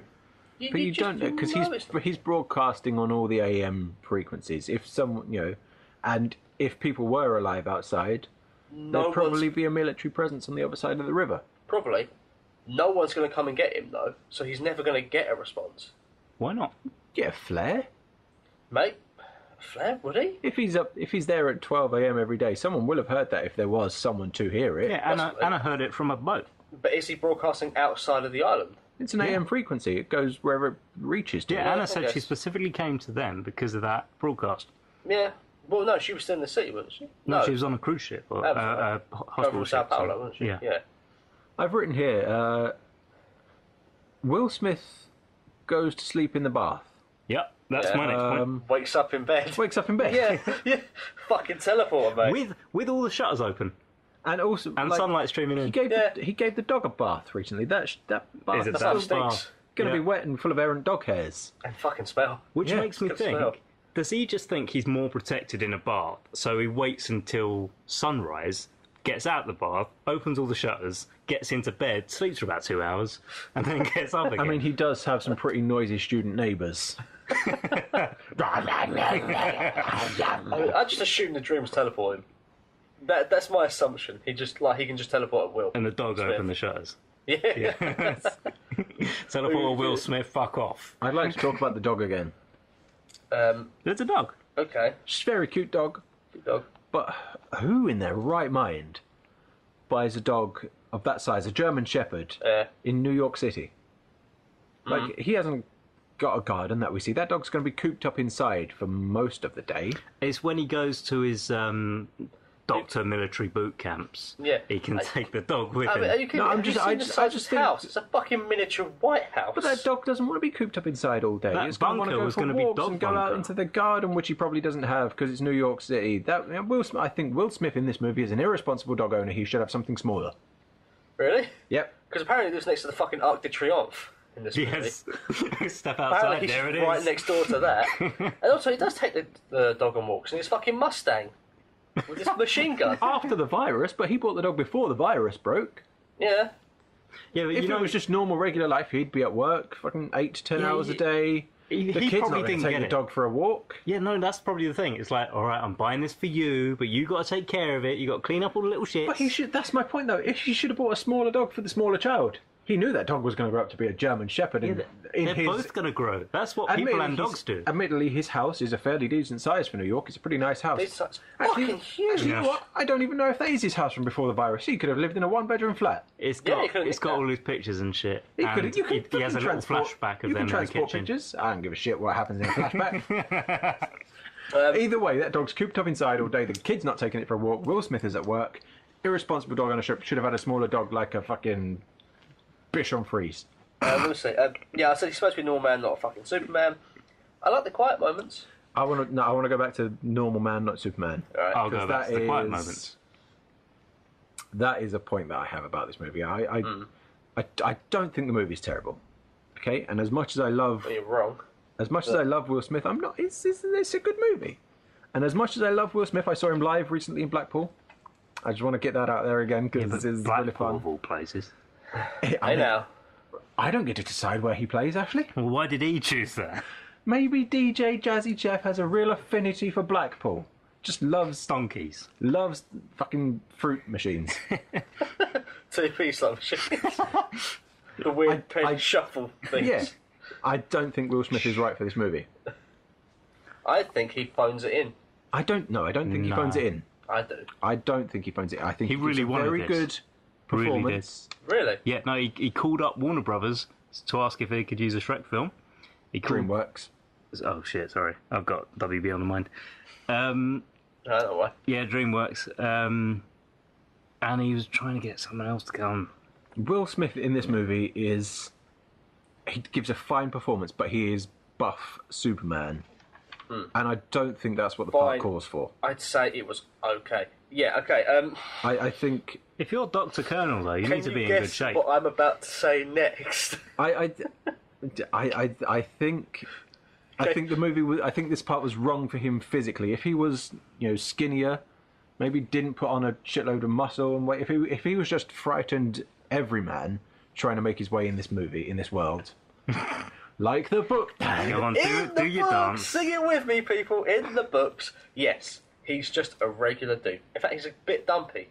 He's a little bit overweight. Well, that's. And he has No, because instead of Will Smith, we would have got Ricky Gervais. I'm not saying he's fat. I'm just saying he's. Have you got a source? I'm not saying no, he's we would fat. have got Schwarzenegger, or Yeah, we we would have got Nicky Cage. Yeah, I'm not saying like he's ridiculously. He's glossing over that like you're joking. chubby. No, we would have got No, Nicky Cage. no, you're right. But like he's unfit.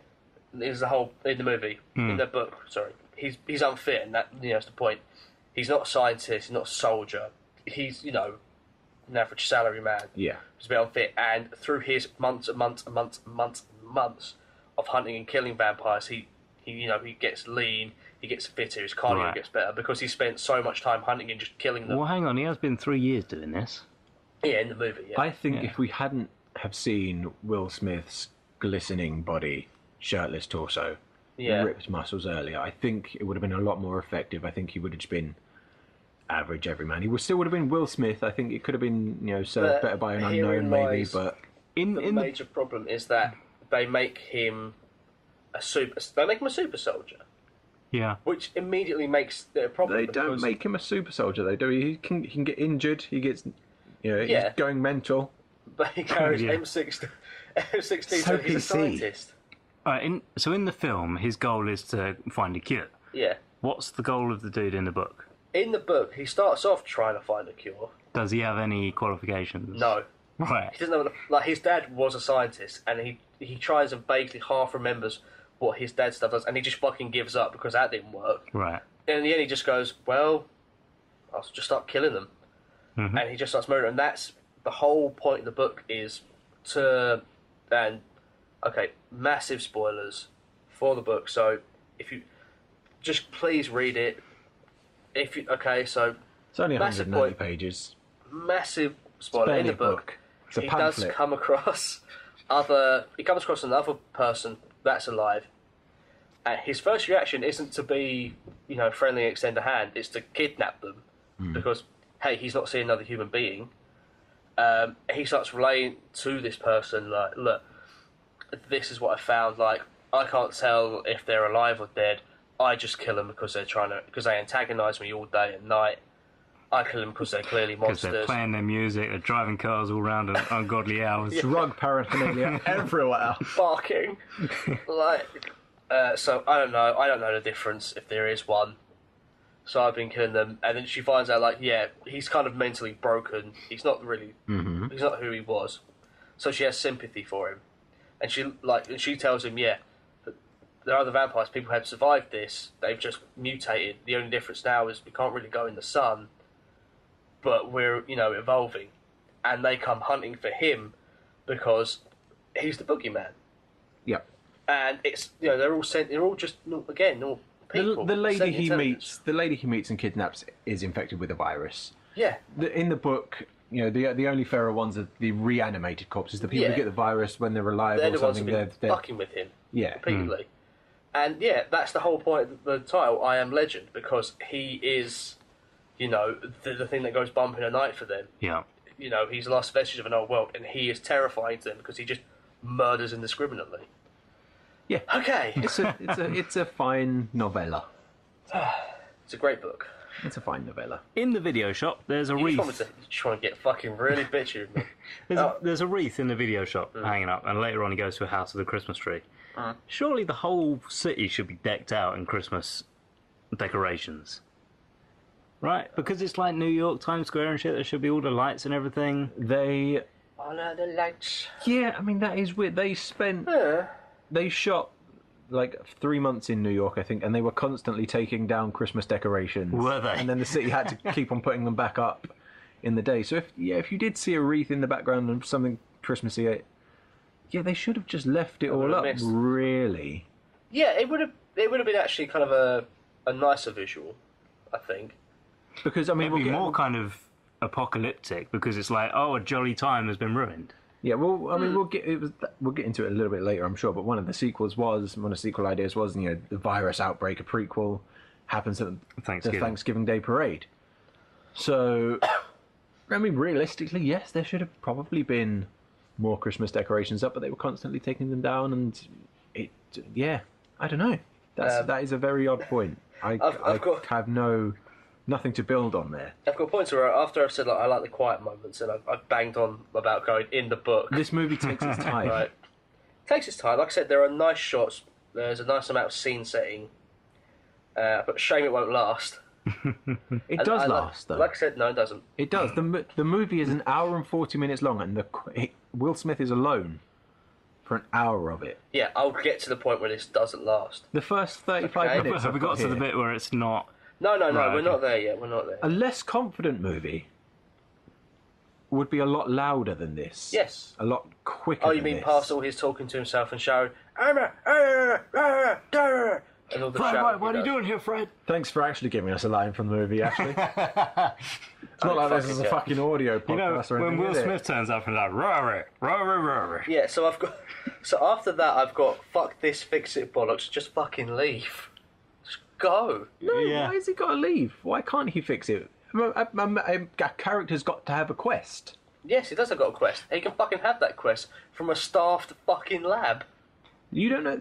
He doesn't know that there is any He thinks staff he lab. is number one, only one. But also, he takes this whole fascination thing of having this quest too far, because when his dog runs off into that dark, spooky, obviously a spooky building, he goes straight in afterwards. Like, no! And by the way, if you're wondering why we haven't normally just told you scene by scene, it's because a lot of scenes are simple, quiet shots in the streets on his own. Scene setting. Scene setting. But Nice. what I dislike about that is he's just quips to himself. He's Talking to himself. he Will Smiths to himself, which is He will alright. Smith to himself, which There's not a lot of that, though. there is. There is. There is. There man. really isn't. There is. It's through the Give me entire an movie. example. Okay, he's. He gives it's exposition my to the birthday dog. today. Hey, just don't. If you're going to do my birthday, make a surprise Eat thing. your The dog is vegetables. the- Oh, hey, Eat your how- vegetables, how dog. you The dog doing is his only other company. Right, but I don't. If you don't talk to someone, you go actually properly Cuckoo crazy. bananas. Yeah, and why didn't he? Because he's talking to the dog. But he should be. He's talking if he to a thinks he's mannequin. the last man on Earth, he should be way more crazy than what he is. Why should he? Because he thinks he's the last fucking He's man got on company. He talks to the dog. He keeps his sanity by talking to the mannequins as well. Earth. He doesn't get. By And the he way, has something to fix. He I like the he has a mannequins. goal. I do actually quite like the mannequin stuff. I have written it down. Before we get onto that, Will Smith himself actually spoke to a couple of former prisoners who had done time in solitary. One was a genuine federal prisoner, another one was a prisoner of war. And they both said to him, to stay sane in solitary, you need a routine, you need a regiment. Yep. So Okay. that kind of shows, that's why he's got the beeping watch, he does all this and that. Yep. So I think that was a key part of him staying sane. Right. Okay. I mean, I can rescind I'll rescind my point a little bit because of that. I still think it's a bit much because you hear the same sort of stuff in iRobot, in Men in Black. Just it's something I never really like about films when you've got solitary shots and quiet moments. Here's a person gripping to himself. Like I hate that in video games. Like Uncharted's quite bad for that. Where there's just lots of little quips to himself. I'd rather you just let the scene speak for itself. But then know? you don't get a character then.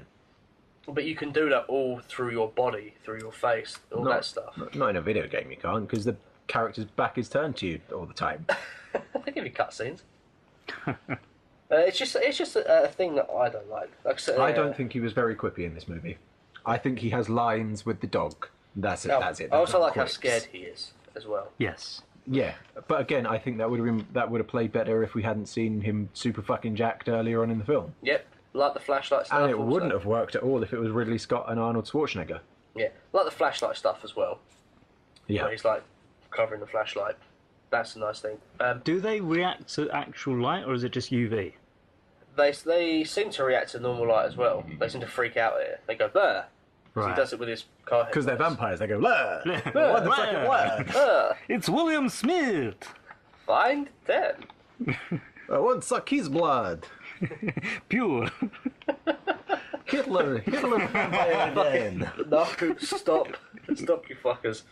It's not racist because I'm not doing a German accent.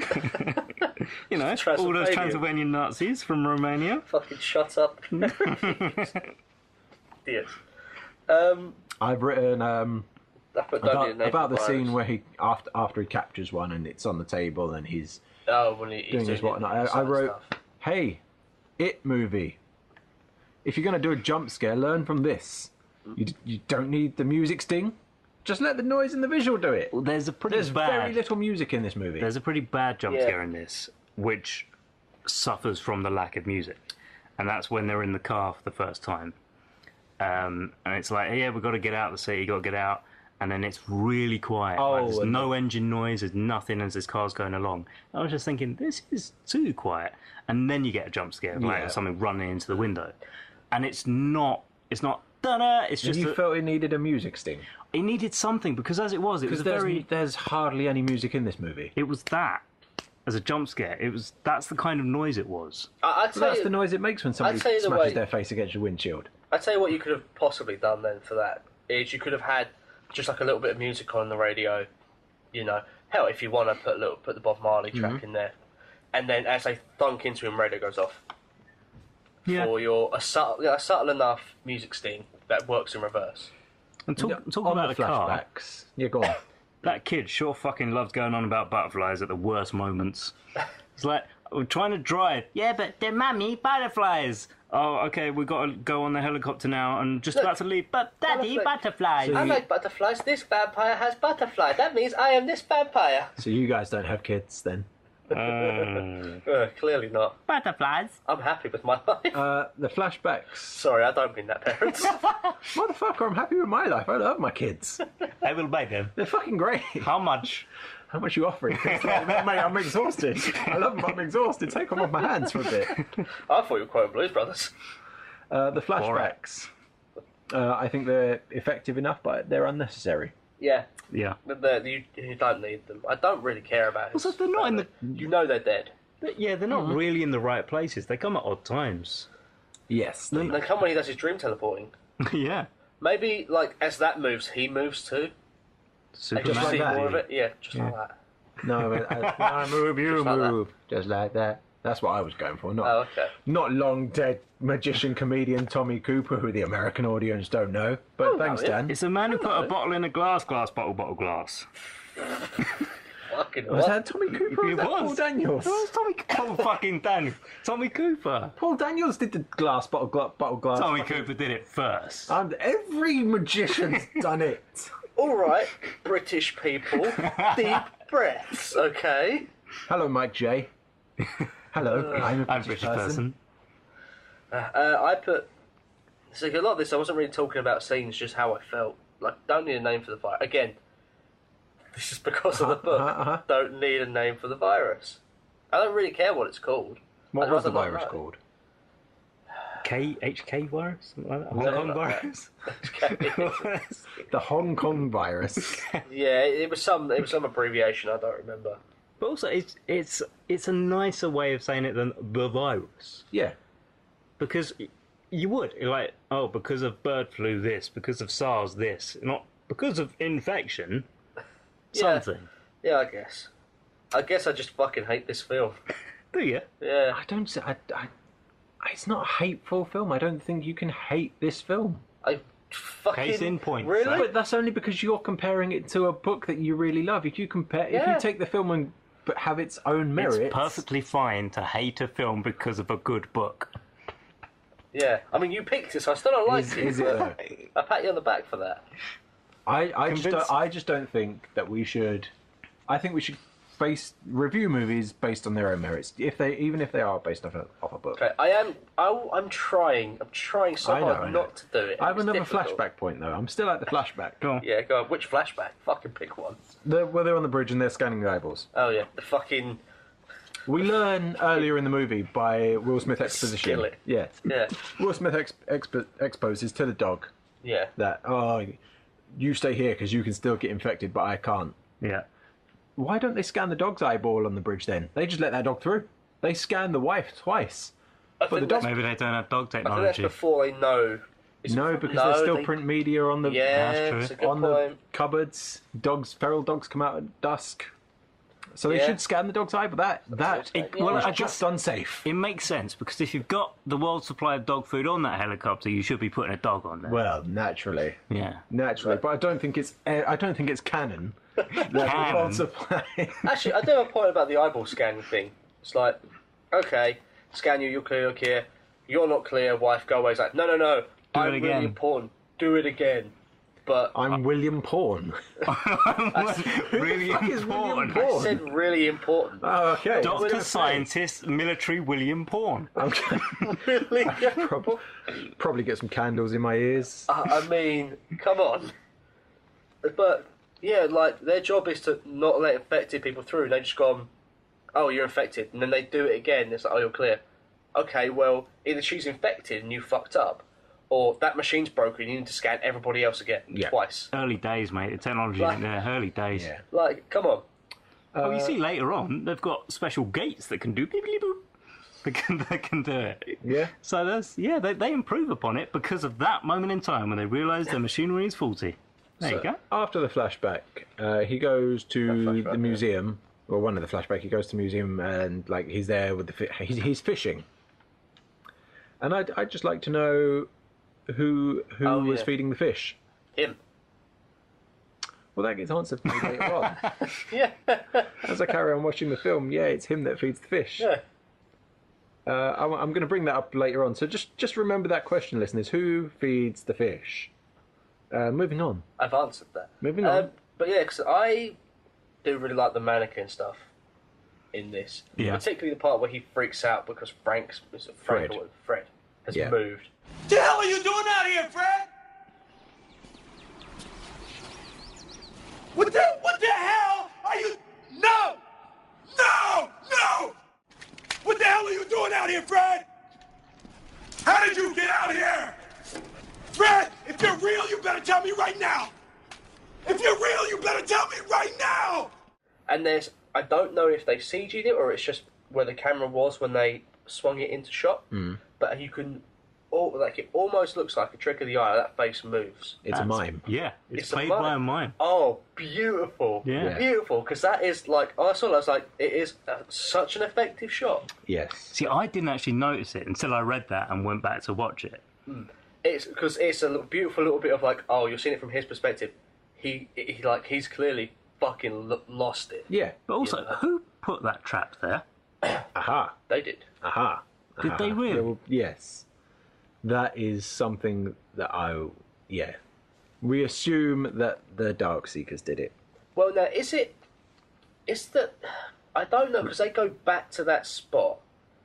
I don't know if this was one of the change bits from the theatrical release or from the rerun with the different ending. Yeah. But he goes back there and says, "These are my materials. This was my tripwire. They couldn't have done this." And she goes, "Well, how That's do the you know?" alternate cut. That is the alternate cut. I Yeah. thought that was the alternate cut because I don't remember that from the theatrical movie. I'm going to say this I now. don't remember fishing from the theatrical one. Well, this is it. I'm going to say Also- this now that I didn't realise until the very, very ending that I hadn't watched the theatrical cut of the movie. I'd watched the far superior alternate cut. So the fishing scene isn't in the theatrical cut. So my Right. question about who feeds the fish is only a question that exists in the alternate cut and only gets Yes. answered in the alternate cut when we find out later on when we find out later on that it was Will Smith that feeds the fish, and this scene where they go back and it's implied that Yeah. the Dark Seekers set up this trap for him and put Fred there. I'd like to point out I watched both. That's only in the alternate cut. Yes. You watched both. I watched both. Mate, In preparation you hate for this this? movie. For this, Oh, Dan! I watched both. Dan! The You final watched both. cut- There are two and a half minutes of difference between them. Yeah, I watched it once. I know. I fucking know. You watched Well, Howard the Duck twice. This is your I fucking did. pick. I watched Doom You watched, 6 Doom- times. you watched that on repeat. Yeah. This is your episode. I got enough notes. I'm alright. Okay, I did that, and I'd like to say that the cut, not the theatrical cut, the later version with the alternate ending, is only marginally better, and it's No. still a shit film. No. The alternate cut of this film is a vastly superior movie to the theatrical cut. It's, if any, like We should do this at the end, really. Well, we his should. Yeah, we'll get to. Okay, we'll leave it for okay. now. I remember watching the Fred scene with a group of girls at university. Yeah. Go me, right? All right. Go be Mr. Married Man with Kids. I know. Group of girls at university. We watched I Am Legend, no biggie. Nothing came of it. We just watched the film. Yeah, no shit. A couple of them started crying at the Fred scene, and rewatching it now, I still can't figure out why. Is it because of the pupper, the doggo? No, because they started crying when he was like, "No, no, Fred, no." Okay. Oh, okay. I don't. And I can either of you guys fathom why? Yep. Go on. because he's a poor man who needs a woman there to help him. He's dealing with this all on his own, and if only they were there. Imagine what could sexism happen. there. Like, okay, so what I could fathom is that they felt for him in that moment where he's clearly having a psychological break. Because he shoots at Fred, who's like, if you're you better tell me, even if he doesn't get an answer. Maybe they were really attached to Fred, and Maybe they then were really Will attached to Smith Fred. kills him. And then he freaks out, starts firing at the windows because he's just in such an insane state of panic. Yeah, which And they were just, I they wrote- just felt sorry for him. I don't know. this isn't very professional, Dr. Military Scientist Man. No, it's not. But then, like I said, they didn't take him losing his mind far enough, I don't think. I mean, yeah, his I think social it was- interactions with adults is great. I think it was, as far as I think it was subtle enough that you knew something was wrong with him, but it wasn't completely in your face. I was fine with it. I mean, I just didn't. I think you could have taken it further, So those to be honest. Those You could have evil- had all this, like, routine stuff, but it could have been sloppy, it could have been messy. And you see, I think a lesser film would have made it more obvious. yeah, the Woody the Woodpecker film where he has an AK. The scene directly after Fred, as Dogs. as we all knew, The doggo. Sam gets it. Sam dies. Yep. It's a sad scene. A sad when dog does. Yeah. So why wouldn't the girls at university cry at that instead? Yeah. Before we get to the part where Sam dies, Yeah. just before that, when he's hanging upside down where he's been tripwired, he would have died from rush of blood to the head. Quite potentially. He would have died No, from you're Coldplay forgetting. albums. Yeah. You're getting, he's a Superman. Oh yeah, he is a Superman. He is a Superman. Yeah, like yes, I know he's got a cut on his forehead, and maybe you could argue enough blood was draining out to stop him dying, but all his blood would have gone to his head, and yeah, scientifically speaking, that kills people. So How long was he up? We don't know how long he was upside down for. he was Probably upside down until sunset. Yeah. Yeah, And but it was about what, midday-ish? no, we don't know what a time of day it was. I mean, it was like he was at the dock before. I left work at 6 o'clock tonight. I got on the London Underground. 15 minutes later, it was dark. Do know what time of day it was. Yeah, but you knew what time of day it was. You Because knew we where know you by were. routine he leaves in the morning, Yeah. and we know he wasn't at the ferry, at the jetty at midday, because Anna was there, whatever her name is. Because she was waiting for him there. Yes. Right. And he wasn't there. So he's passed out Sparko up till from morning through midday. Yeah. Okay. So So that's he's been okay. okay. So yeah, he's been there most of the day. So yeah, But also he'd be those dead from that. evil dogs, right? Those Evo doggos. Do they From really Resident Evil. need to wait until that last stretch of sunlight Yeah, I is know. slowly gone? I mean, Yes, it hurts. Yeah, let's fucking bolt through it. Ouch! Oh, dearie me, my poor doggo skin. Ouch. I'm gonna eat that man. Look at ouch! Ouch! Oh, a millimetre of sunlight. I better be careful. Yeah, no, Where that are was... these dogs from? Gary, you try. Ouch! No, it hurts me as well. Yeah, no, that's kind of stupid. I mean, it's there for tensions purposes, and it's kind of stupid. Because it's movie. Because it's nerdy. Yeah. But no, it's sad when the doggo dies. Damn, yeah, Sam dies. Yeah. Poor it's Sam. sad. He's like strangled the dog to death. We get like 2 whole minutes of him strangling the dog to death. I mean, I thought about that. They shouldn't have shown the dog in that whole... Like, they shouldn't have shown him the dog going for him. Like, for me, they shouldn't have shown the dog turning and going for him. He should have strangled his dog before it turned. Well, As a precautionary measure. yeah, but They should never have shown you the body rolling off. Everything else, they never showed you. yeah, but the we dog. understand that his professionalism is leaving, is not thinking straight. Well, he's supposed not to, yeah. So his only one living thing that he can interact with is disappearing. So he's having every last moment he can with it while it's still alive. He's holding it close. Yeah. So he's willing, like the He tries to moment save it, he injects it, the I moment know. it changes, and it fails. he knows that's it. But when we get 3 shots of him going, hair's melting, eyes dilated, teeth are going, you didn't really need that.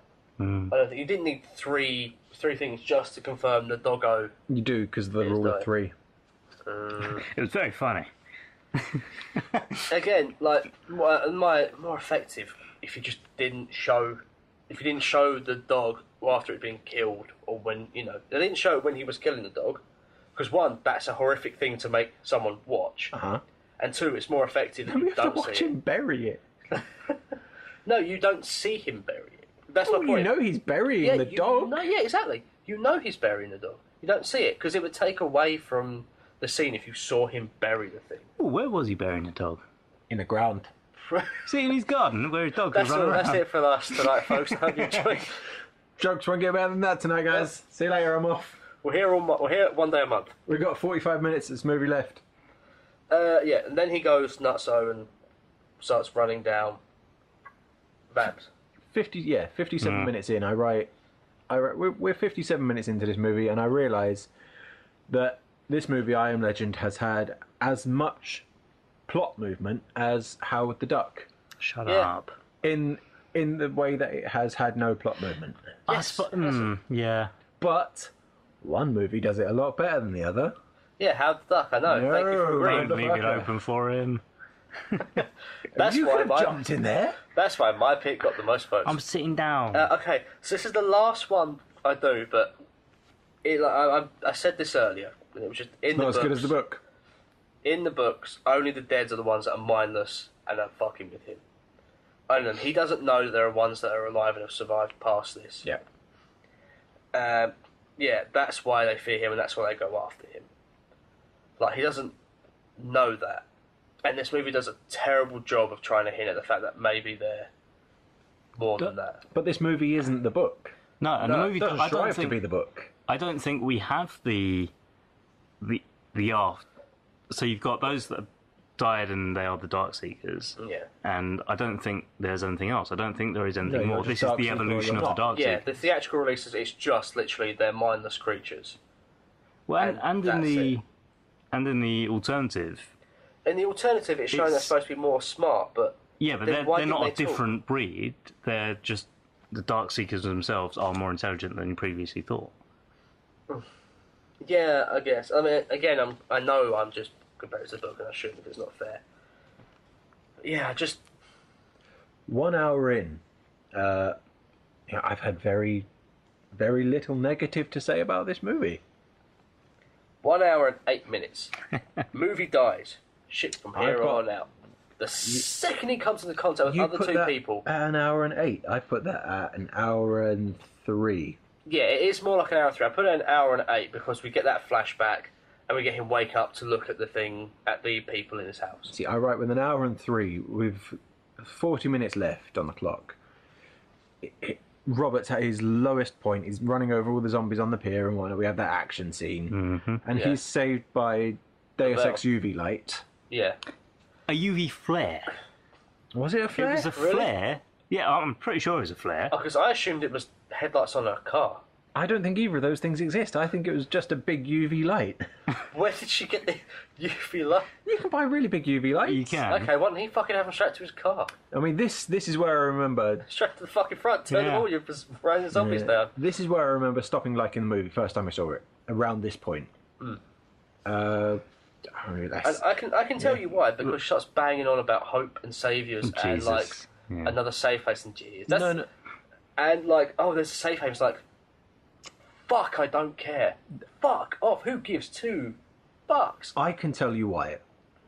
And this, I mean, the reason I don't like it from an hour in is because that the first hour was, pretty much doing its own thing. It wasn't your typical big budget Hollywood movie, but Yeah, from which is nice. 1 hour and 3 minutes on, it sticks so steadfastly to screenwriting 101. Yeah, We have the end of Act 2, where he's at his lowest point, killing the Dark Seekers and whatnot. That his dog's dead. That is his lowest point, and I bet you that falls slap bang on or around page 70 of the script. yeah, probably. And I'm going to keep coming back to this, the hero's journey. Joseph Campbell's monomyth.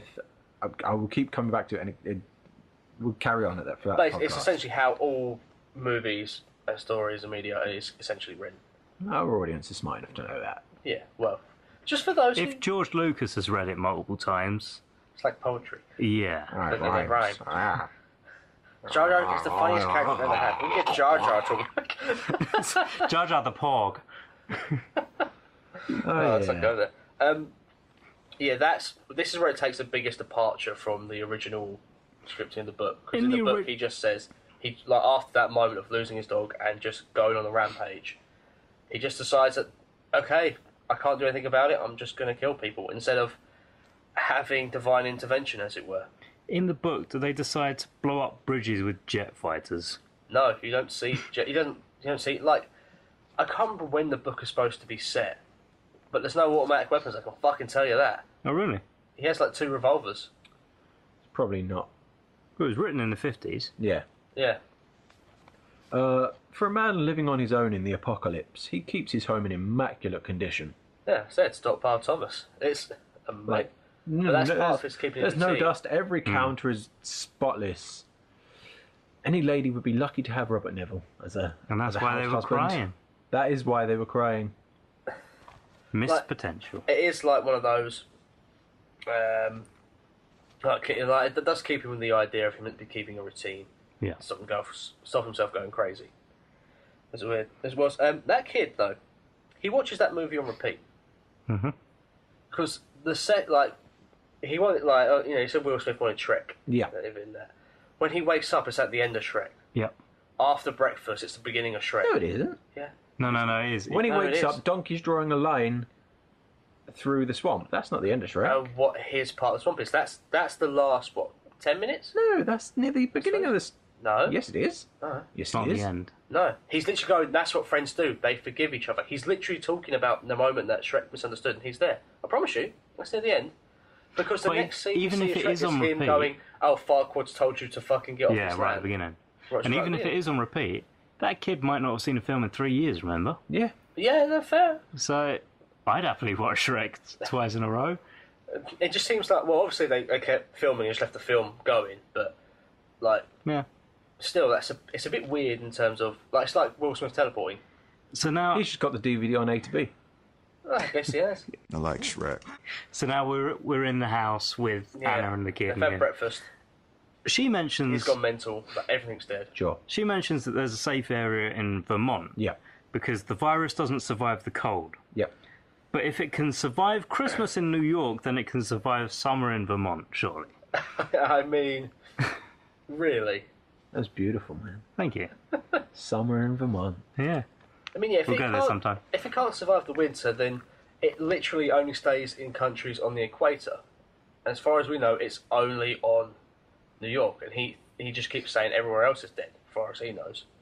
Also, kind of as far as we know, because she was on a boat and stopped somewhere and then someone else got bit. Yeah, this is where my point does kind of have to be conceded because she talks about there were 5 people on her boat uninfected and Yeah. they got jumped. Yeah.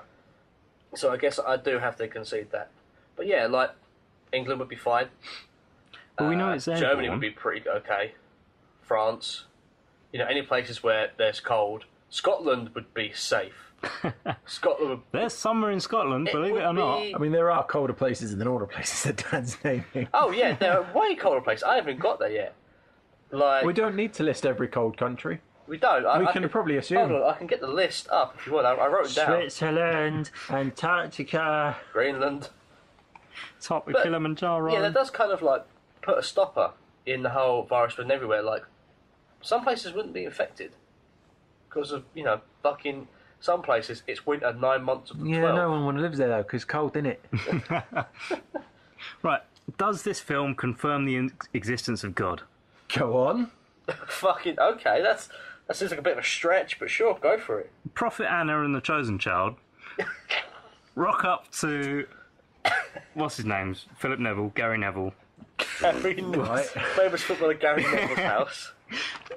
Rock up to his house and say, God told me to come here because you've got a cure and I've got to chuff off to Vermont. And he's like, nah, Vermont don't exist. Vermont's not a real place. Fuck off.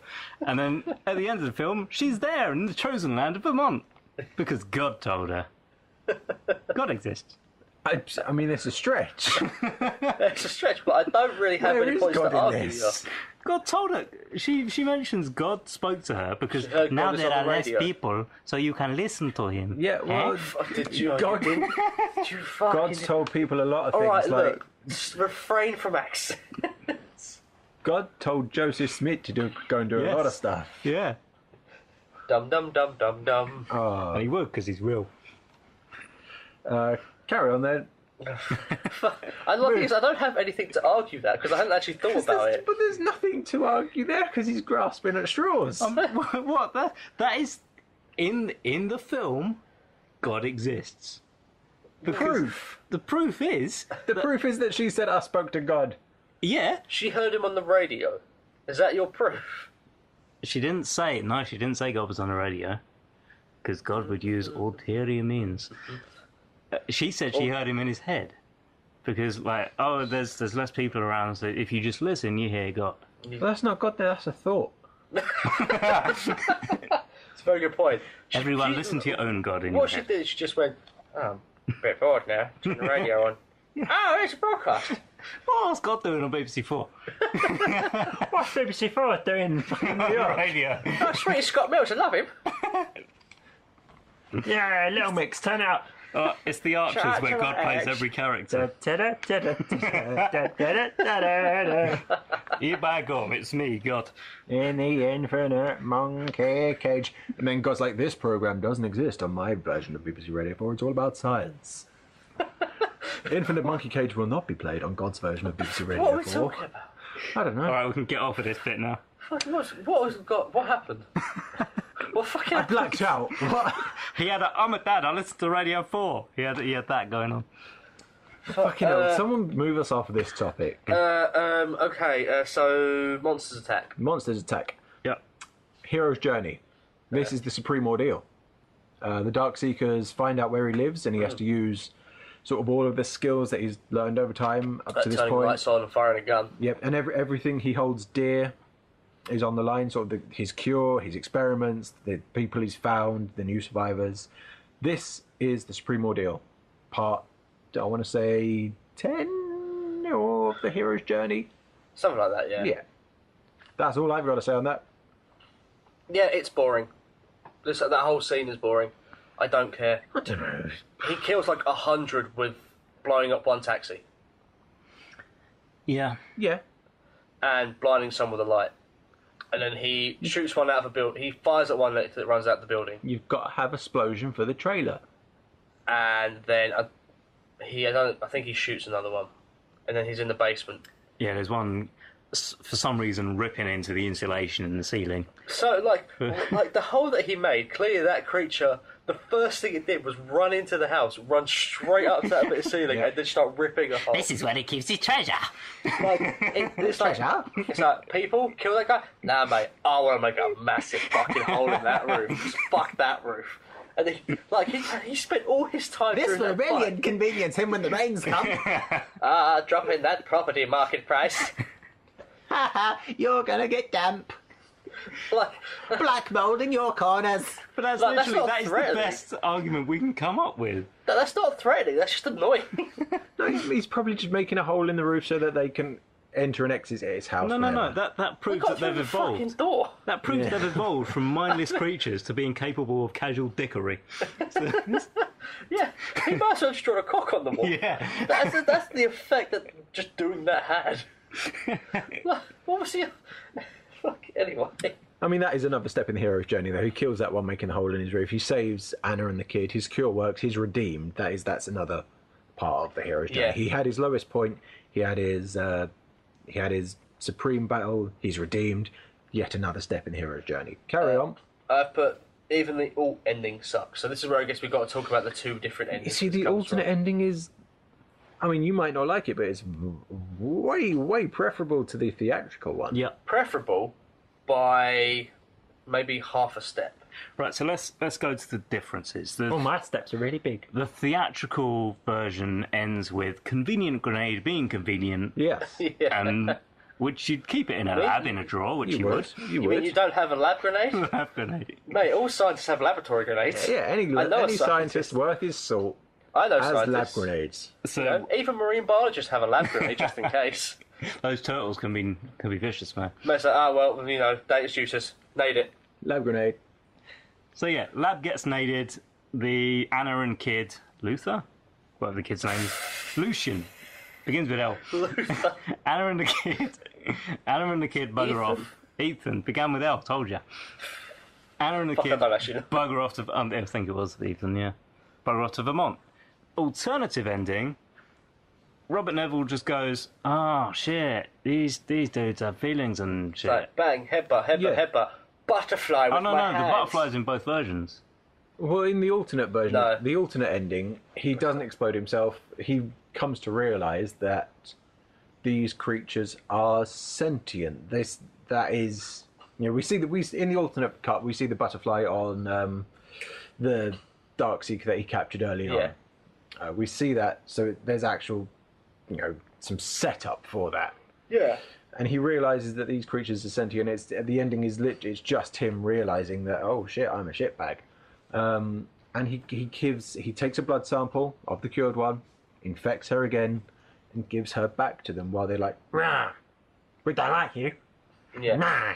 Actually, That's the ending. There is a shot in that alternate that I like. It's when he's looking away and you see the wall of people Of all he's of killed. his failed test subjects. That was very in sync with how the book, in my opinion. Yeah. Okay. My major problem with it is, why didn't they talk? They should have don't talk spoken. in the books. They do. The ones that are alive talk. Yeah, the ones that are allowed Oh, to do they? talk. Yeah, they talk. They don't talk in this movie movie because it's a different movie. because they're all Darkstalkers. Yeah. Because they're not vampires, they are Darkseekers, and they just go rah, and they understand each other's rahs, but he doesn't understand their rahs because he's human and they're Darkseekers. Cheers, Papa Lazarus. It's just stupid, man. It's just stupid. They're new primal creatures on the brink But of no, something You beautiful. don't see the butterfly thing in the theatrical release because as that thing pulls back to run at him, he runs at it with a grenade and detonates. No, but you see that the glass cracks, glass creating wings. Yeah. Yeah, I guess. Subtle. Another step in the hero's journey, by the way, he, has his most dangerous encounter with the enemy. He returns back and he's changed. Yeah, I mean, which represents something more than a battle. It's his final encounter with the final boss. Yeah. It represents more than his own existence. Yeah. That's step 11 in the hero's journey. Just another reason why I feel this movie falls off after the 1 hour mark, as Yeah. much as I like Paint my the numbers. alternate ending. Yeah. And then I get confused, I write. Because I remember the woman and child taking the cure to Vermont. They do in the theatrical release. Yeah. It's at this point I realised I wasn't watching the theatrical release. Took you this long? Yeah. So, in the theatrical release, the inferior theatrical release, we have step 12, the final step in the hero's journey, which is the literal return of the elixir. They take the cure to Vermont. But that doesn't happen in the version that I watched. Well, they just No go to- explosion, Neville survives, No, I'll tell you what uncures happens. the infected, they all leave. So I'll tell you what End. happens in the theatrical version. He explodes. He explodes. End. Then Anna and Ethan drive off to Vermont Yep. in nice clear roads, very beautiful, very 'cause lush. there's nobody on them because they're all dead, yeah. Yeah. Yeah, no cars. And she does a voiceover about how Robert Neville Yeah. is Yes, the voiceover. is the saviour. So it's all about he did this for us. And then they get to this walled settlement with a big church in the middle, and And with the fucking cure. oh yeah, and That's the final shot. no, before that you've got the little R2D2 beep boop boop boop. Oh, yeah. the little lights in the gate. So whereas before they had the scanner to scan their eyes, Yeah. there's little lights just go in this gate and just go beep, beep, beep, and then the gate's open. Yep. So it's like, yeah, we've scanned you, maybe, possibly, I don't know, or we've just got flashy LEDs.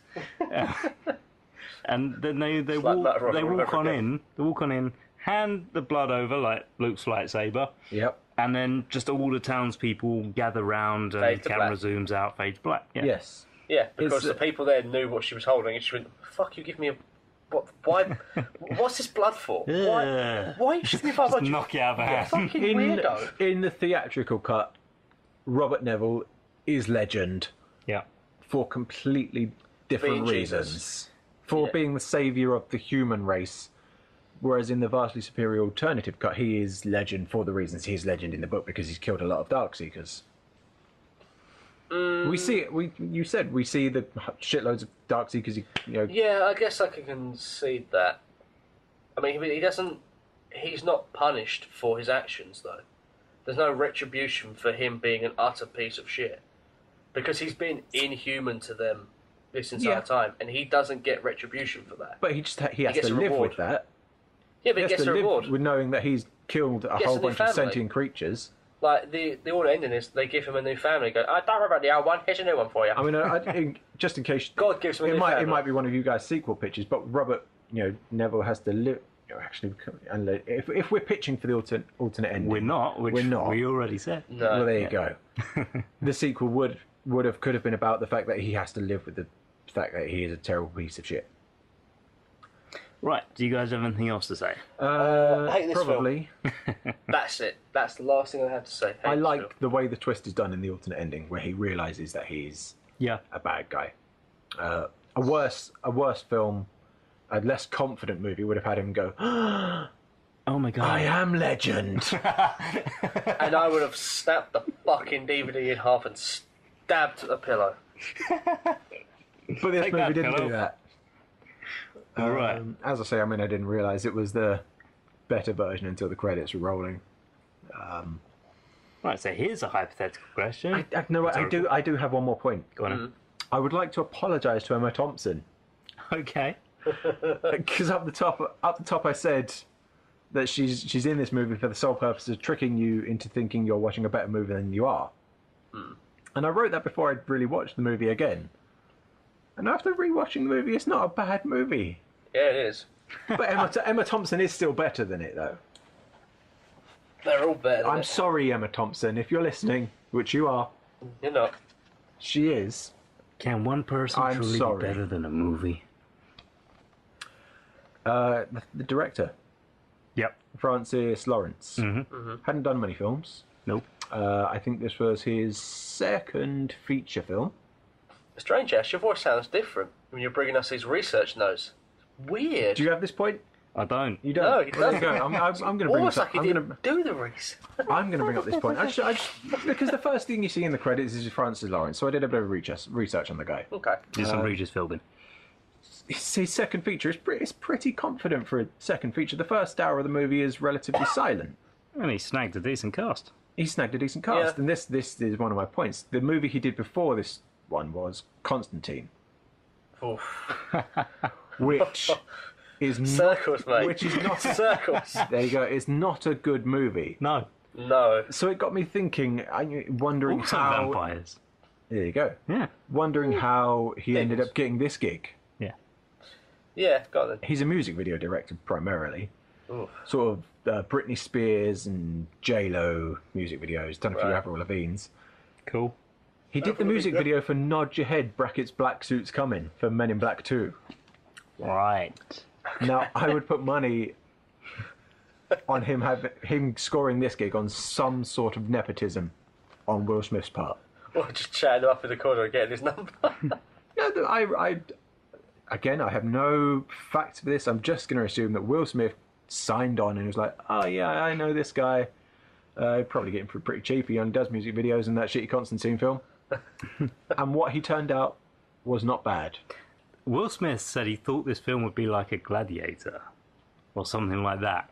Because I don't know what that means. What I think he likened it to something else as well. But like that sort of film where he could be the main standout. No. Oh. The one and only standout dude. Right. Rocky Balboa. Essentially, that kind of thing. Oh, damn, I was making a joke and I got it on the head. I know, but when you help me, you help me. So it's that he thought it'd be that sort of thing because it was based on a literary piece that people knew. Uh-huh. And he could come out, so it's got that fan base already, and he could just come out and lead it somewhere else. Right. So, which I think he did to a point. He led it somewhere else. It went somewhere. Go on, Dan. Right.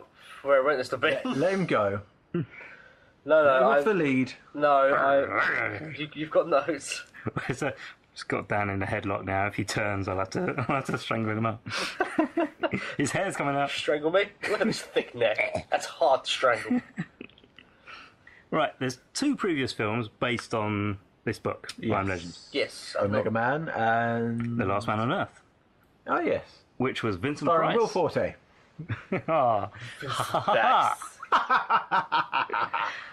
So Will Forte was around in 1964. Shut up. He had that Vincent Price voice. So yeah, Vincent Price was Robert Neville, and it was these really shitty zombie vampires. I've seen clips of it, and it's like there's pouring away at a window, like stroking a window with a plank. It's like, yes, this plank will get into the house. It's like, and then, but what he does do well is he doesn't give a shit. He's just inside drinking. There's zombie vampires outside trying to get in, and they even break the window, and he just chucks a glass bottle out at them and just goes, fuck off, basically, essentially. It sounds like it's meant to be a bit more cerebral, that one. It was meant to be, of all of the 3 films that have come out from this book, it's the closest to it, but it was also super fucking cheap. And everything was dubbed over afterwards because they filmed in Italy with a bunch of extras. Okay. So they dubbed over everything. Then after that, you had the Charlton Heston Omega Man, 1971. Now that was why people turned into evil dudes there was because of germ warfare. But it turns them into albino sunglass-wearing mutants who could speak, so I didn't realise they could speak, but in a Mega Man they can, and they're all a cult. They're a cult, and they're based on a family, and they look like... It's like some weird Blade film. I mean, that really has nothing to do with I Am Legend. And it looks fucking stupid. But, I mean, there are cultish vibes in the Will Smith version, because when he goes chasing after Sam in the dark room, you can see the Dark Seekers huddled around in a circle, sort of shaking slightly. It looks like a prayer circle almost. Maybe they was cold. I would say it's more like penguins huddling for warmth rather than cold. Because the virus doesn't like the cold. More like pack mentality. But they don't need to huddle for warmth because they're burning up. They're 100 and something degrees. Yeah, I'm just saying what it looked like. I think it looked like a prayer circle. I don't look like penguins. Well, there you go. Penguin prayer. Penguin prayer circle. Okay, can't say that right now. Pingu the Penguin prayer circle. Oh, damn it, man. I'm not even going to try. I'll say newt to that. So Mostly newt. This film, I'm Legend, had a budget of $150 million. And 150. Wow. And it made 585. So it really made the money back. Pretty successful. At the time, it was one of the top 100 grossing movies of all time. Wow. Yeah. I mean, at that point, it was, a Will Smith vehicle. It's, pretty hard to not sell tickets if he's in there. Good for Francis Lawrence. True. Well done him. Yeah. Second yeah. movie. Yeah, I mean, I can't really argue that they're rolling in that bank. Yeah. So yeah, fair enough. Give it to him. Much of the film lacks a score because Yes, it does. Francis Lawrence thinks that, or felt that the silence would be so powerful on its own and it could convey Robert's loneliness. And he was right. Yeah, that was the right call. Another point there, I will give that. Music video director deciding movie doesn't need music. Strong move. Strong choice. Yeah. So I'll move on to the pace off. Right, and the rest of the stuff we've spoken about, but before filming began, Will Smith went on, and this is directly from the quote I found. So Will Smith went on, quotation marks, dates with the dog. Dates with the dog. Right.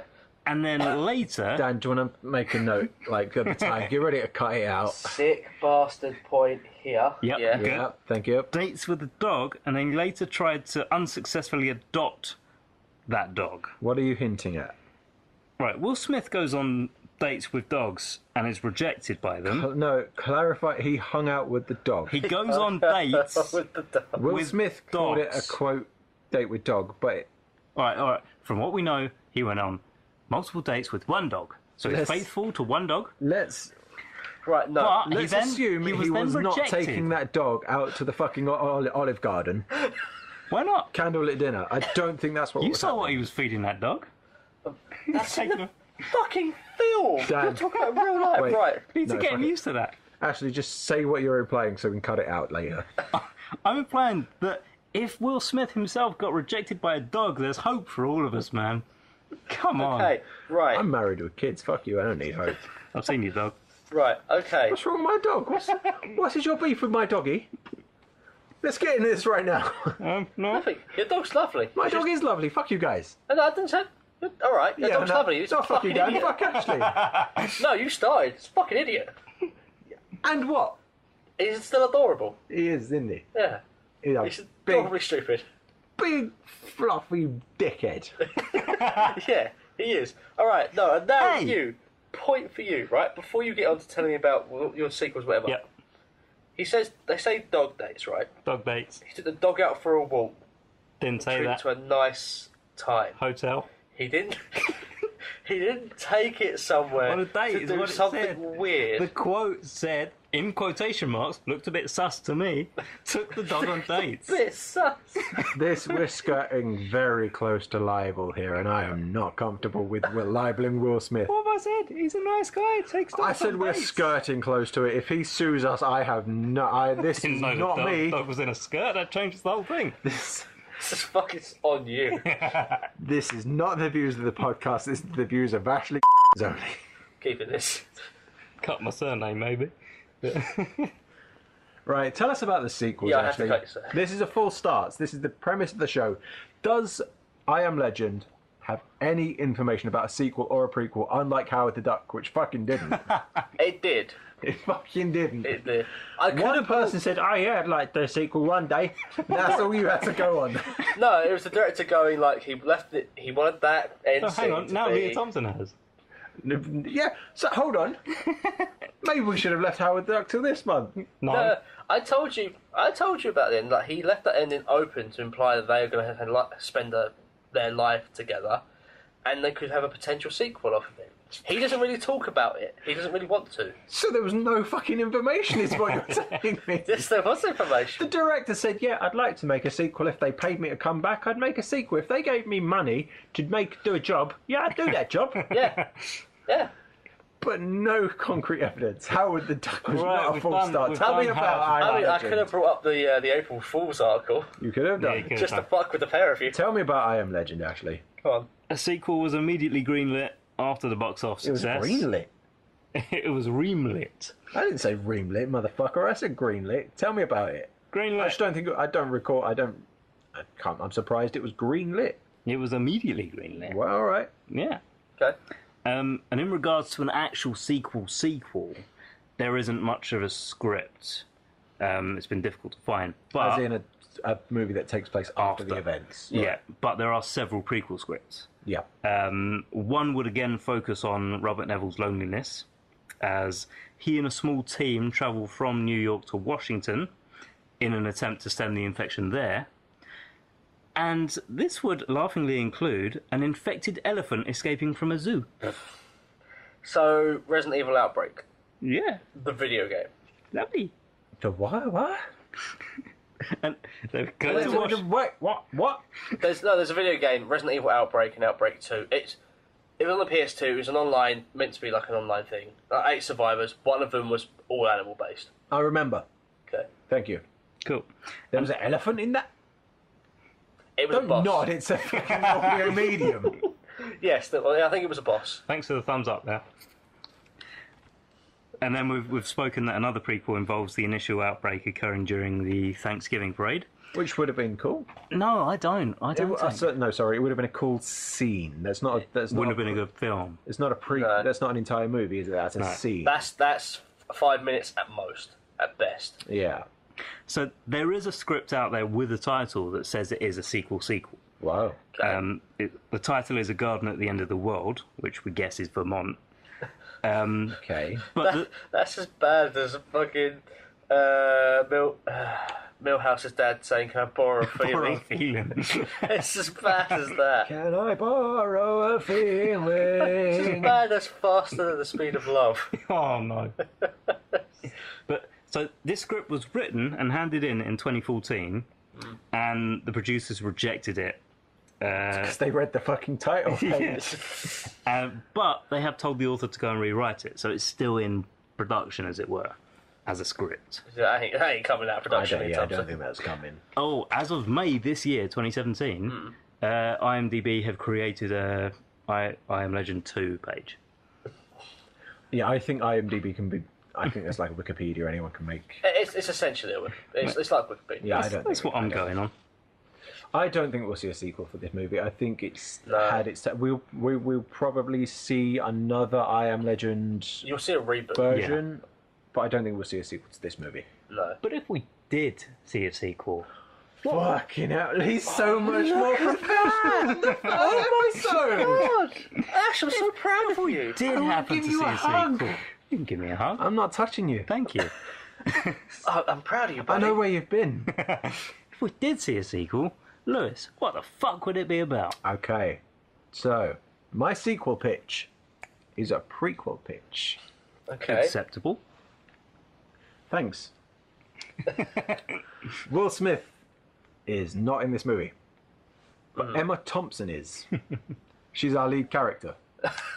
So you can talk more about Emma Thompson. Okay. Sure. Yep. And Dan, you like hate how much this movie doesn't resemble the book. Yeah.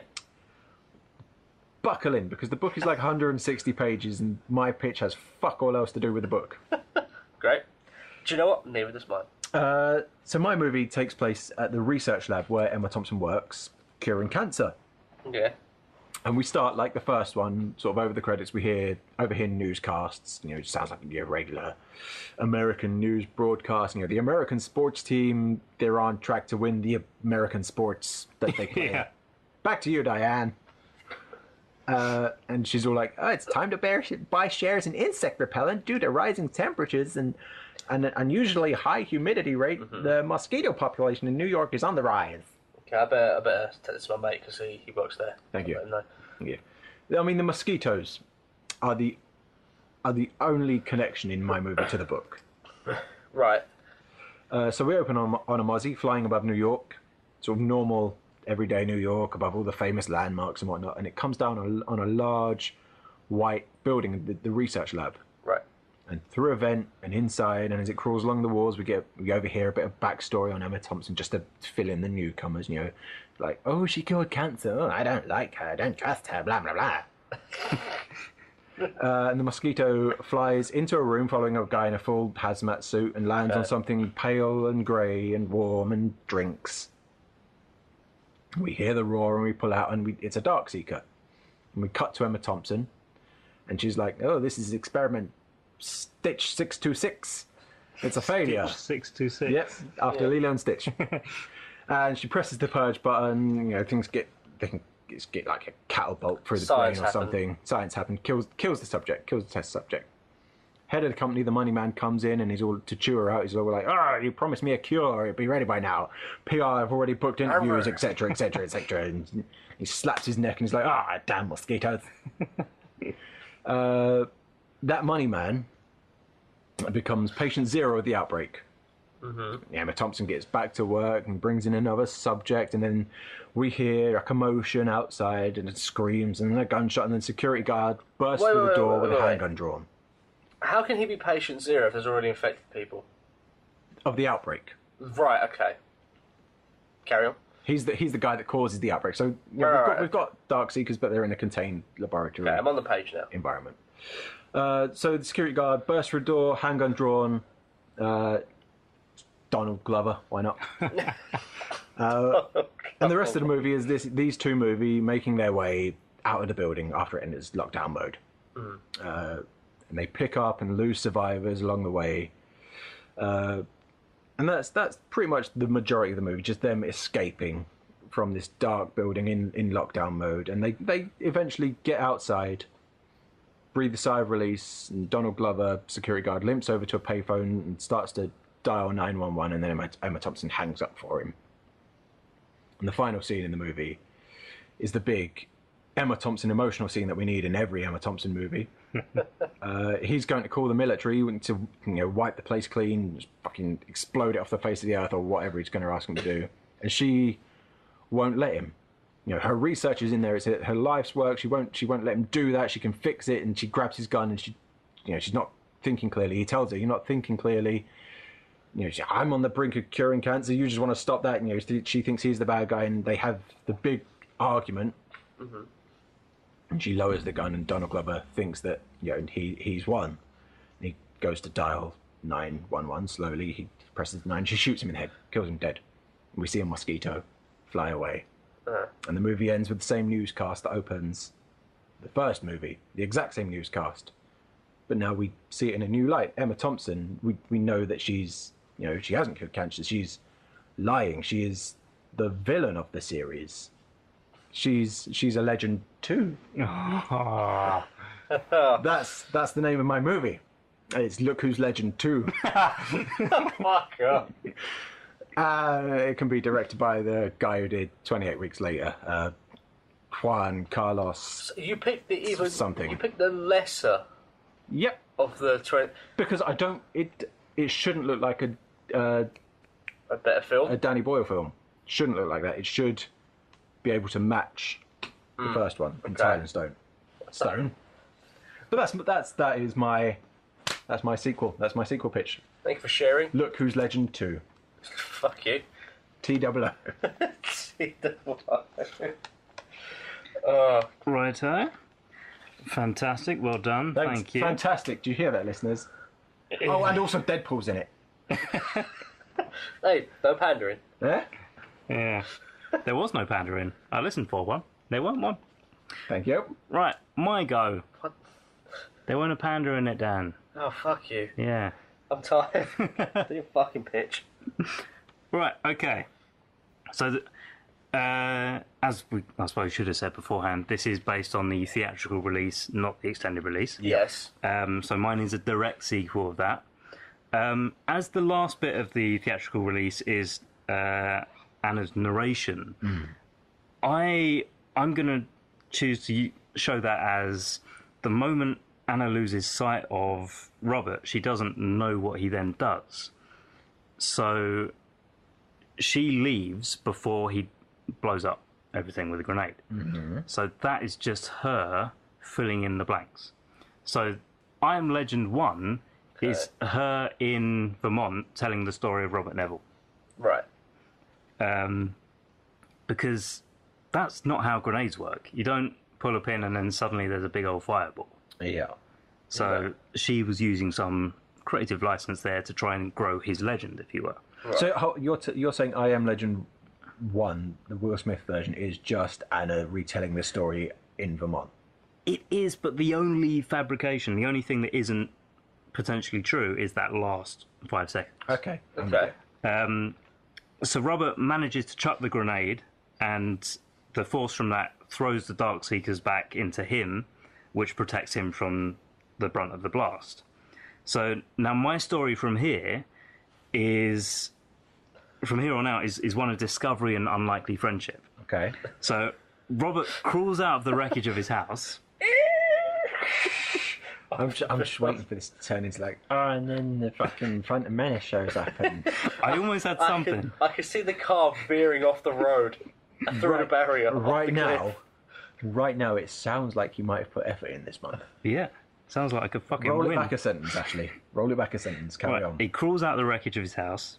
He looks at his ruined research, and he has a flashback of how the Alpha Darkseeker cared for his prisoner, and he's just so fucking cut up that he can't cure the Darksiders now because all his research is gone. Or can he? Next slide. Or is it? So that place in Vermont, if there truly is safety there, then perhaps that's what he needs to remake the cure. They'll have something there to help him carry on his research, and he knows what works now. He was so close to fixing it all. So now off north he goes, following Anna's tracks, and after a couple of days he's just about caught up with them, and then bam, he's sideswiped by a Darkseeker.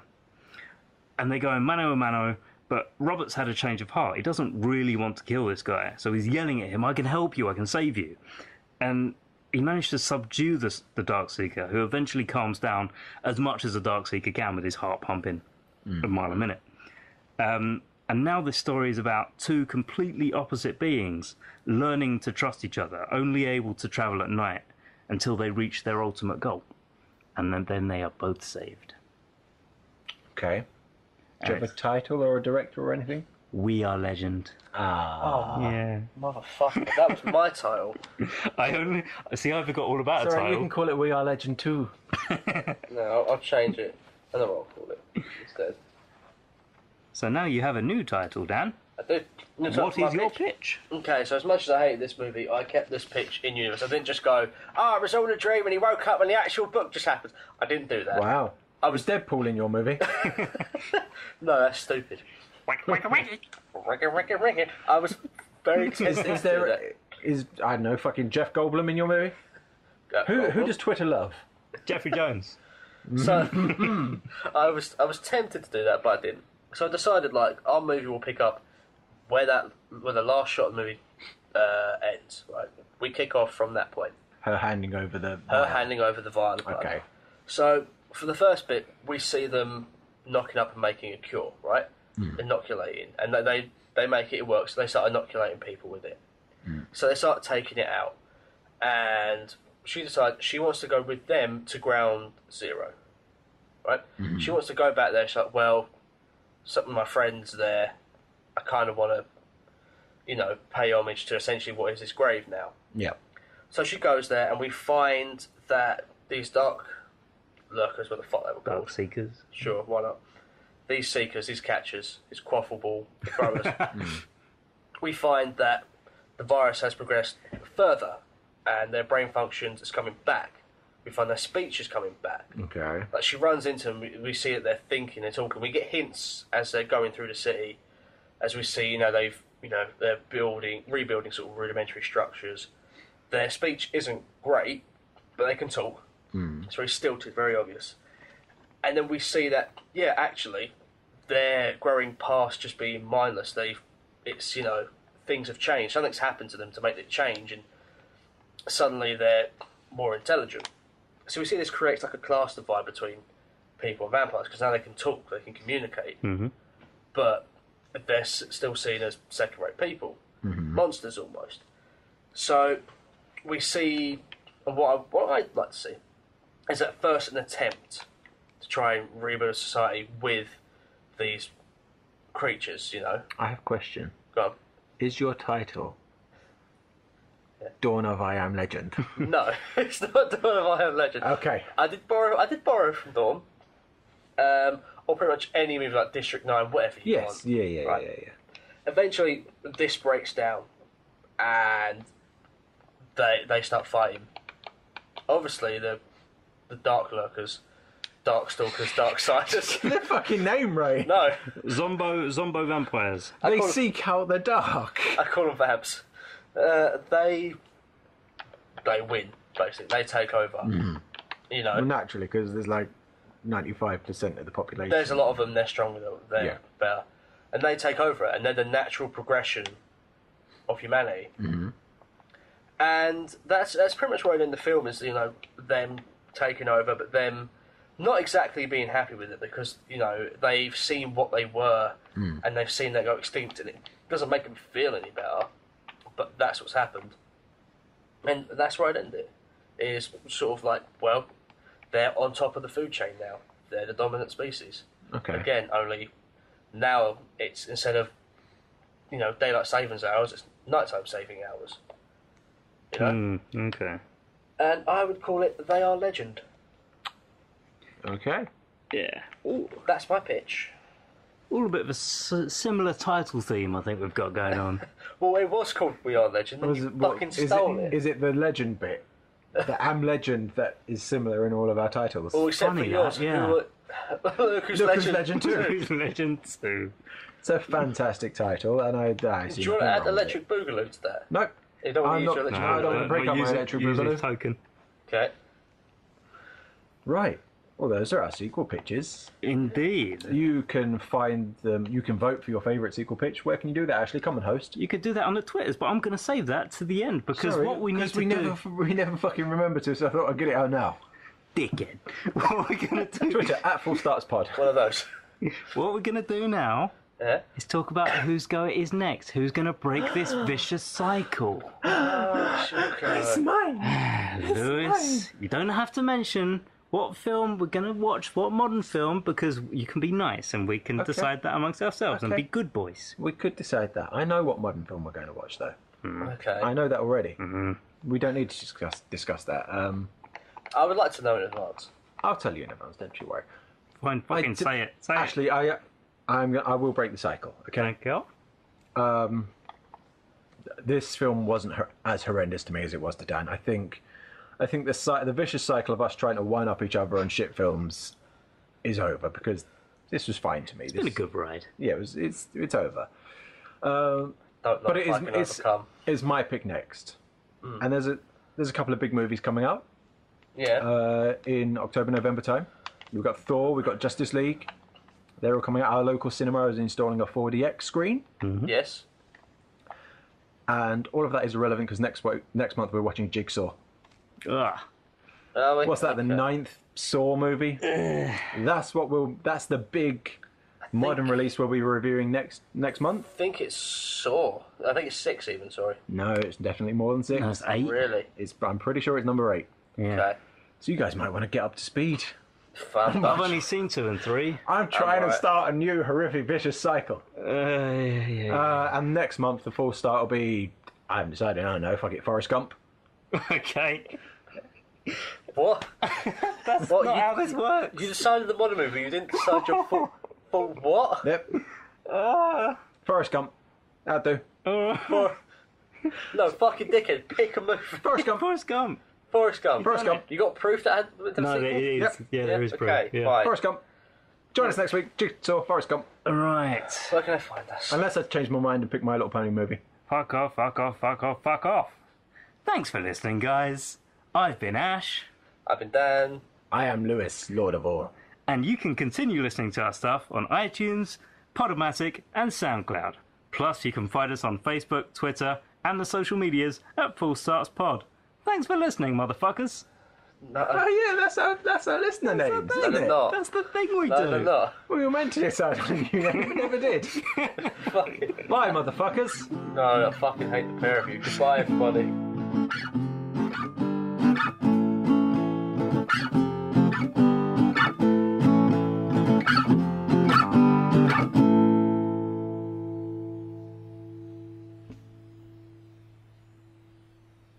No one said you won.